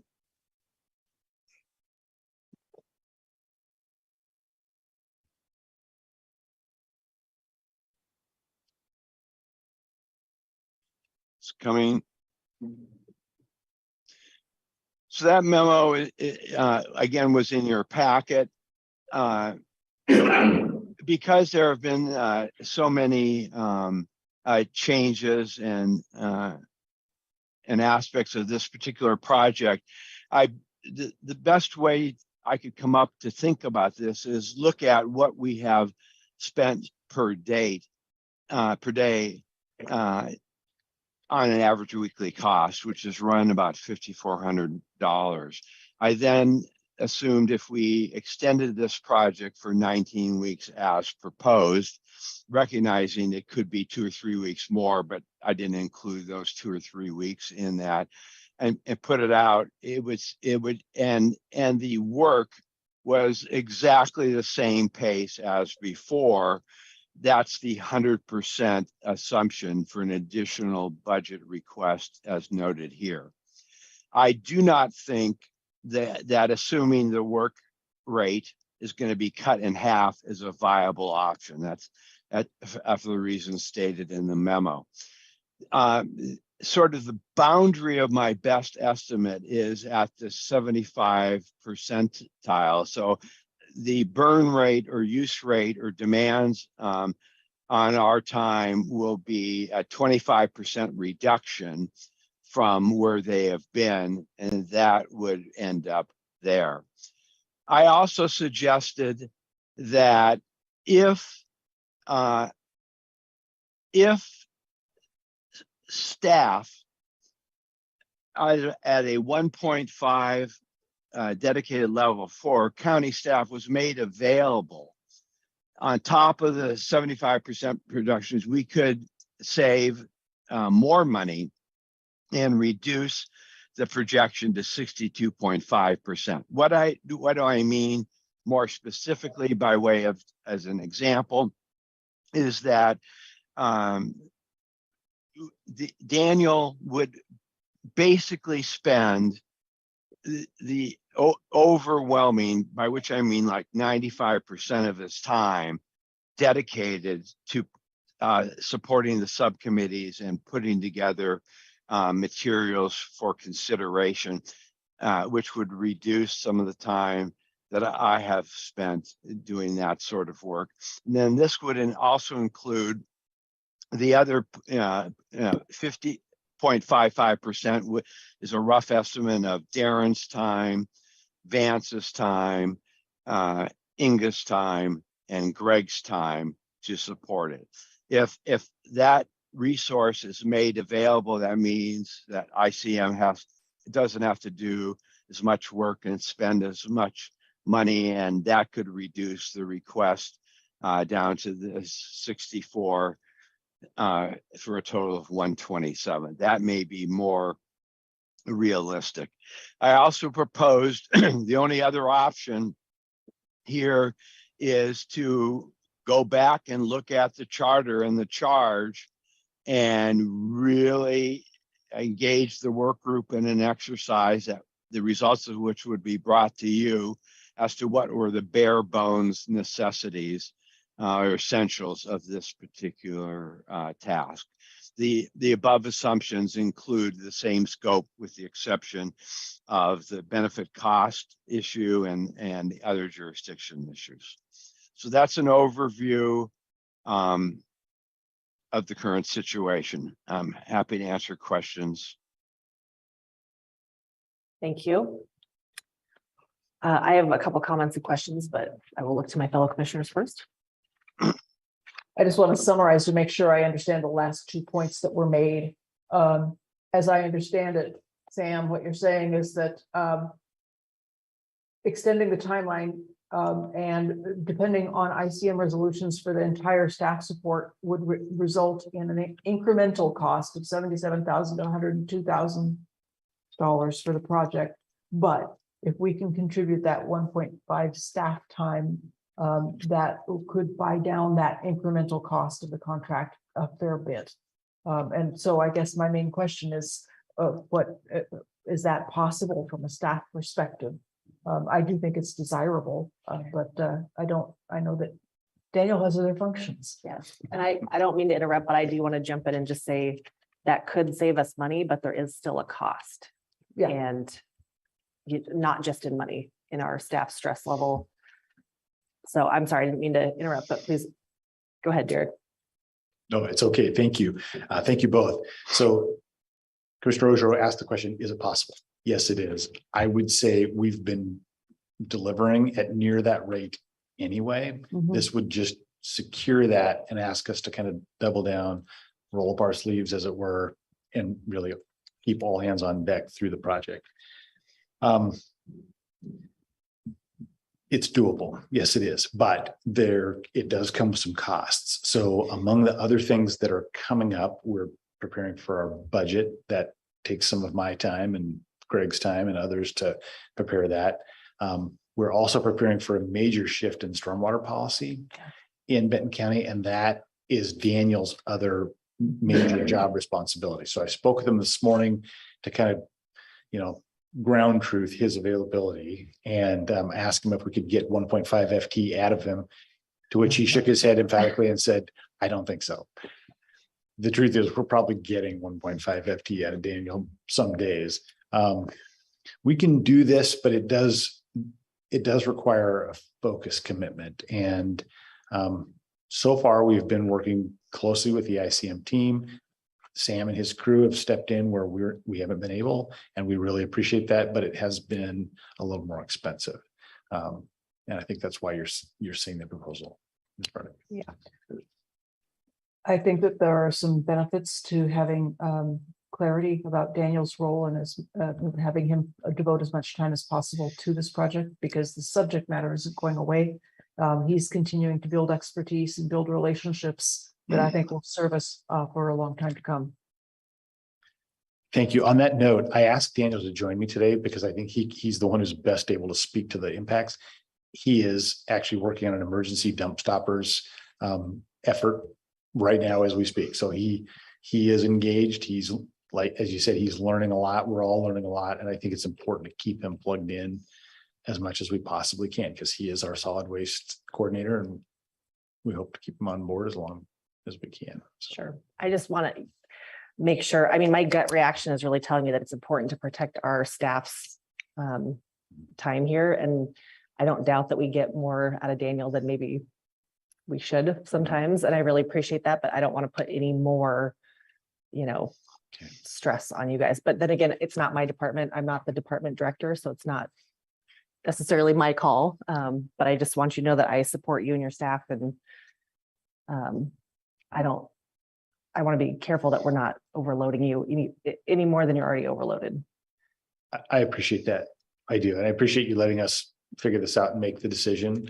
We'll continue to work with Joe Kirby and with Greg and with Daniel and Inga and Vance to make sure we're meeting the needs of the project, but also protecting people. I wanted to just say one thing about the reasoning behind this. Obviously, there's a lot of reasons that this happened. We tried to hurry this up for some reasons, which I think were legitimate. As we've gotten further into the project, I think those reasons have softened a bit. We actually have a little bit of time, and so I just want to say that out loud. I think we're still in a really good place. Also, that number 11, our collective efforts have been and will continue to be impacted by the complexity of the topics and a lack of readily available historical material at the start. We're catching up on 50 years of uncertainty and kind of, some good previous efforts, but now we're doing that all at once. And so just to underscore the role that Daniel has played, Daniel spent 2 or 3 weeks just finding where the records were all over Benton County. He had to search in the crooks and the nooks and the crannies. Yeah, the nooks and the crannies. And find that material. And so in a lot of ways, I think we've made much more progress than we've probably presented to you so far, but we actually know where the material is now. And the community members have been weighing in with things that we weren't aware of. So we've learned a lot, probably more than shows on its face today. Mm-hmm. Yeah, this has been just an incredible lift. There's something else I want to ask Sam, which Sam, you have a note in here about meetings being conflictual in nature. And I'm just wondering if you have any sort of ballpark on how much time you have spent that maybe if those conflicts hadn't been there, you wouldn't have to spend. Yeah, I have not done an analysis of that. I will say that the in-between meeting communications have been more intense, more frequent, and more conflictual than any other process I've been involved in. And they have had the impact. And I want to say that if that continues, we're going to need to have an entirely different discussion, because these projections go out. But it's all those things. I want to be clear. All those 11 things on the screen right now that played a role. I think it's fair to say, without doing a literal going back through all of the timesheets and emails, it played a meaningful role in this process. But there were other contributors as well to it. And I guess when I'm looking back over this and I'm thinking, can we save money in any place? I don't want to save money by burdening our staff, but I do wonder if we remove 1, 2, or 3 people who are probably contributing to the conflict the most, is that a place where we will have a more fluid process and save time and therefore save money. It is my opinion that 1, 2, or 3 people are costing us money. And I don't know if I need a response for that. I'm just putting it out there. One of the things that I would comment is that I see this proposal, this revised proposal, as one that could potentially reduce that level of conflict, because in working in small subcommittees, you've got a much tighter focus for each given meeting and an opportunity to make much more progress. And I think that once these groups, as Sam said, start making progress and have traction in the subcommittee mode, it's going to be a lot harder to derail the whole group. That's part of my hope. So I think that it also offers people on the working group an opportunity to get to know one another better in those small groups, and to build those relationships that are also going to be so key to the process of building consensus. So I hope we don't have to get to that point. Thank you. I'm not sure that I share your positive outlook on that. That's my hope as well, but I feel like that has not been what has happened so far. So am I going to sit here and say, well, this is what I've observed and I hope it changes, and just expect it to change? I mean, the board has spent hours defining and redefining what we want the work group to work on. I have gone to the work group and spent my time explaining everything that the board has said. And we are still continuing to get emails that are time consuming and I would say combative and conflictual. So. Yeah. Commissioner Malone, thoughts? I understand the need for more time. This reminds me of remodeling a house, and you don't quite know what you're getting into when you start, which explains part of the reason for needing more time. But I'm definitely concerned about the conflict in the emails, and this is terrible, and get rid of Sam, and that just aren't helpful. I think we had a work group member, Ed Patera, this morning talking about consensus, and that should be the goal, and we need to make sure we can get there. I have a concern about the process and doing a lot of work and not coming out with something useful at the end of the process. I think it's reasonable to take more time. We didn't know exactly what we were getting into, but my concern is the extra time that some of the work group members are taking or causing us to take, and that's got to stop. I mean, we're halfway through the original timetable, and it seems like we're still getting, this is terrible, get rid of Sam, shorten the process, lengthen the process, add some more tours and meetings, and trying to make sense out of those kind of comments is impossible. And let's make sure everybody is headed in the same direction, or I would agree with Commissioner Weiss, some changes need to be made so that we can be successful in this endeavor. Yeah, and I just want to highlight too, we've gotten consistently negative feedback from just 1, 2, or 3 members.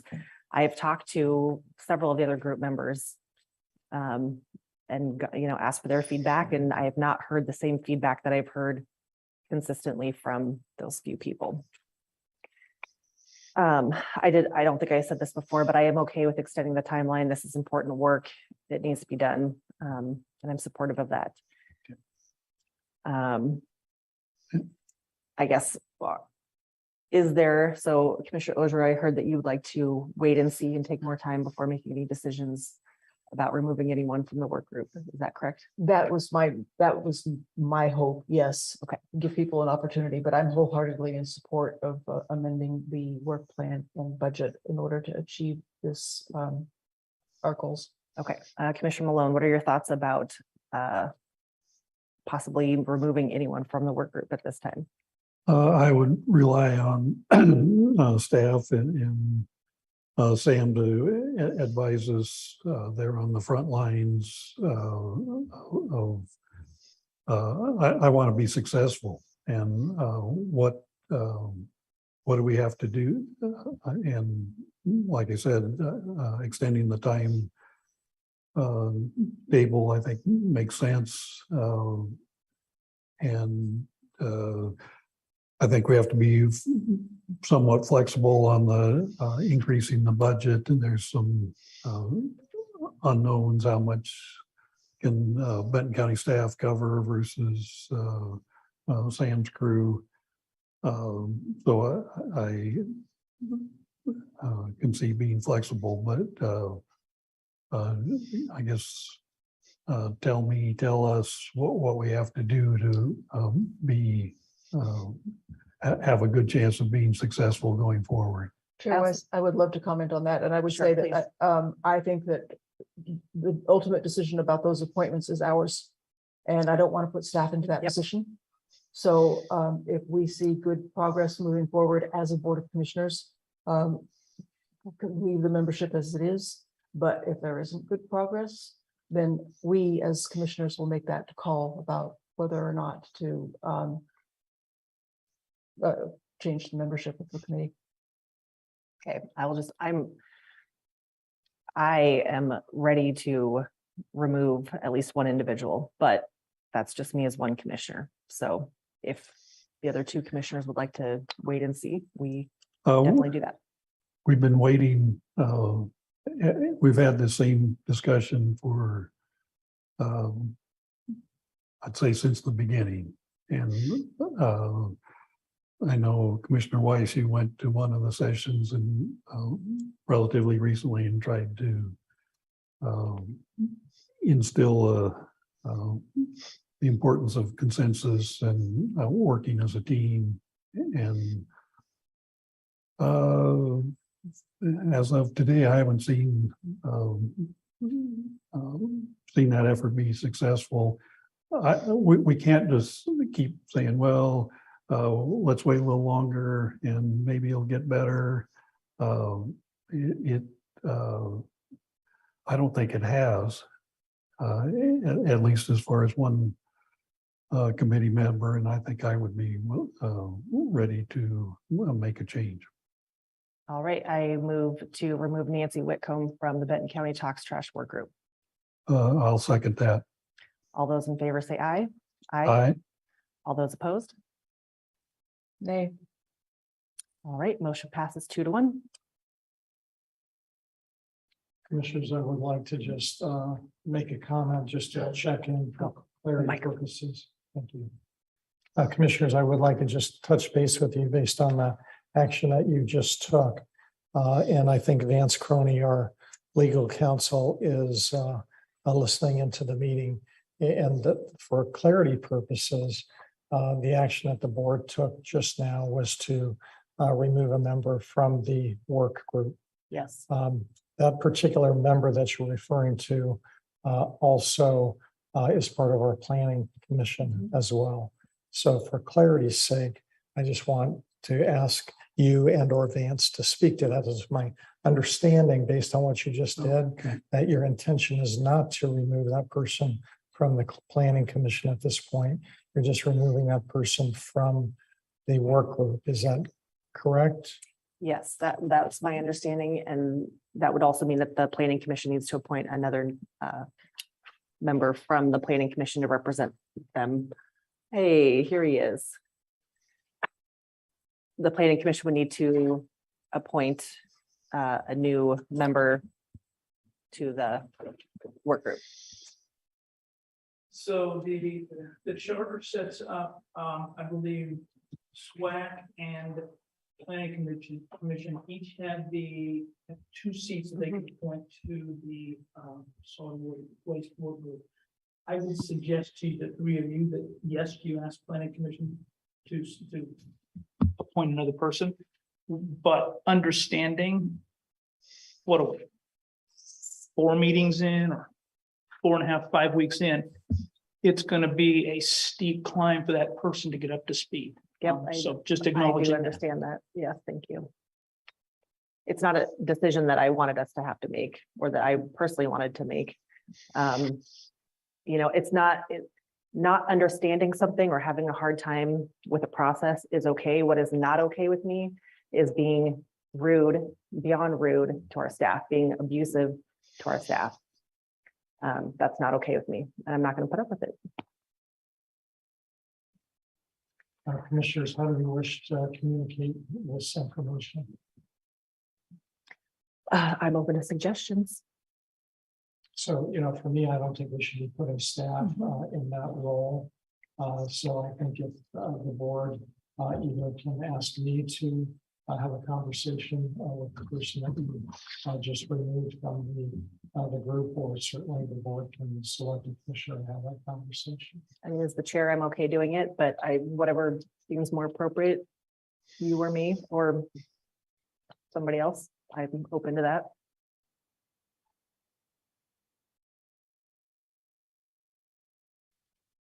I'd be happy to have either the chair or the county administrator do it. Okay. Are you okay if we talk about it offline? Sure. Figure it out? Okay, Absolutely. perfect. That makes sense. Okay. All right, anything else on the removal piece? We'll also need to communicate to the SWAC and planning commission. Not SWAC as much. No. This individual was the appointee to the planning. So we will. I need only to- mentioned SWAC because those are the 2 committees that have the authority to grant to. So we will need to also communicate with the planning commission and planning commission chair. How should that communication occur? And yeah, I'm happy to visit. I would welcome help from the chair. Sure. From the administrator. I think it would be better if the message came from the board following the decision, but Because it's our decision, it's not staff's decision. if that help can. And just, again, just to emphasize the tight timelines, the sooner this information is communicated to the planning commission, the sooner they can solicit interest in filling that seat. Okay. Very good. All right, so back to the main topic, which was extending the timelines and the budget.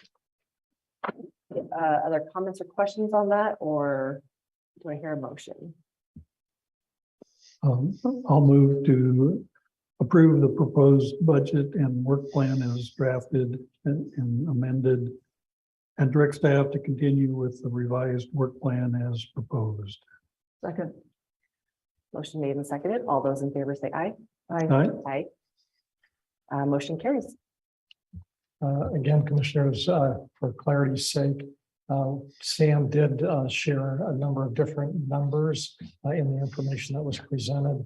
The action that you just took right now, are you all supporting the budget at the 100% level, at the 75% level, at the 50% level? My understanding was that that was really going to be contingent upon how the work was to proceed. And that the aiming for the 75% level, assuming that they don't have to do as much between meeting work.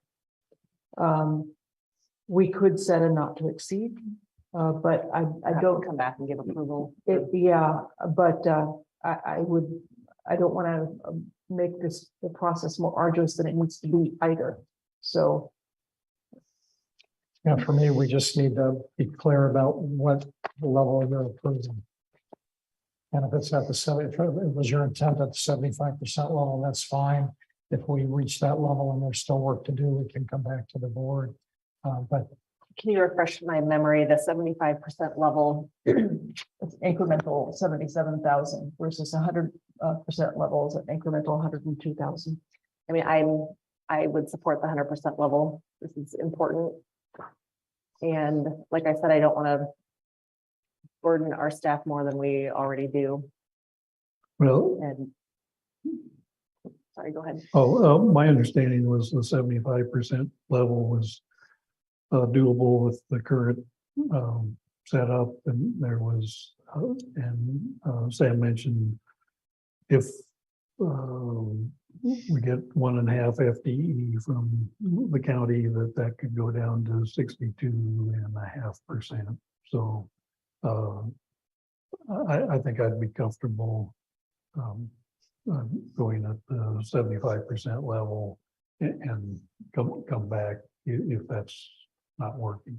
So I have an alternate proposal, and that is that we split the bay and say that we can amend the contract to for an additional sum not to exceed 90,000.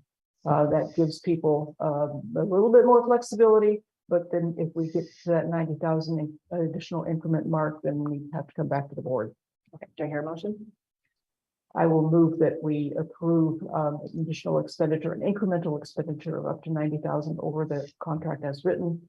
And if there is a necessity for additional contract time needed, that staff will come back to the board for that approval at that time.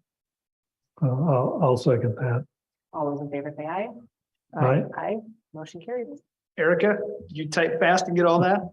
No, but I do have the report. Okay, perfect. I do have, I had a question about the previous motion about the proposed budget and work plan. I believe Commissioner Malone said both as drafted and as amended, and I believe those are options. As drafted. As drafted. Commissioner Maloney as drafted. That's what I meant. Okay, Perfect. Thank you for the clarification. Okay. Anything else from you, Sam and or Darren? No, thank you very much. Thank you. We appreciate your time. Thank you for coming. All right, that moves us into information sharing. I'm going to ask that we skip over information sharing for today. Is that okay with you, County Administrator? Absolutely. Perfect. All right. Is there anything else for the good of the order before I move into the executive session? Well, Commissioner, we will need a break Yes. of about 5 minutes before we move into executive session. All right, well, hearing none, we will go ahead and take that break. And then we'll come back for our executive session. How much time do we need? 5 minutes, 10 minutes? 10, 5? We will come back at 1:28. Recording stopped.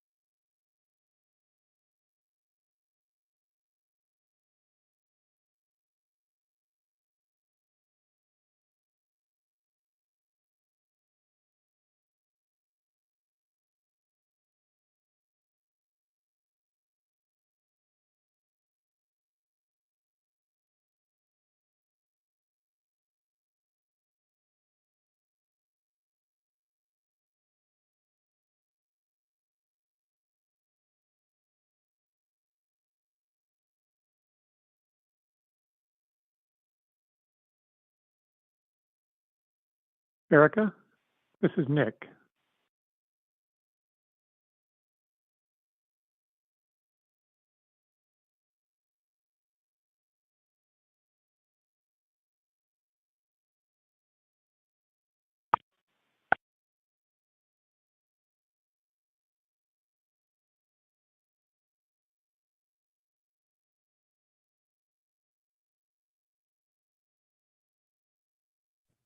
Hi, Nick. Oh.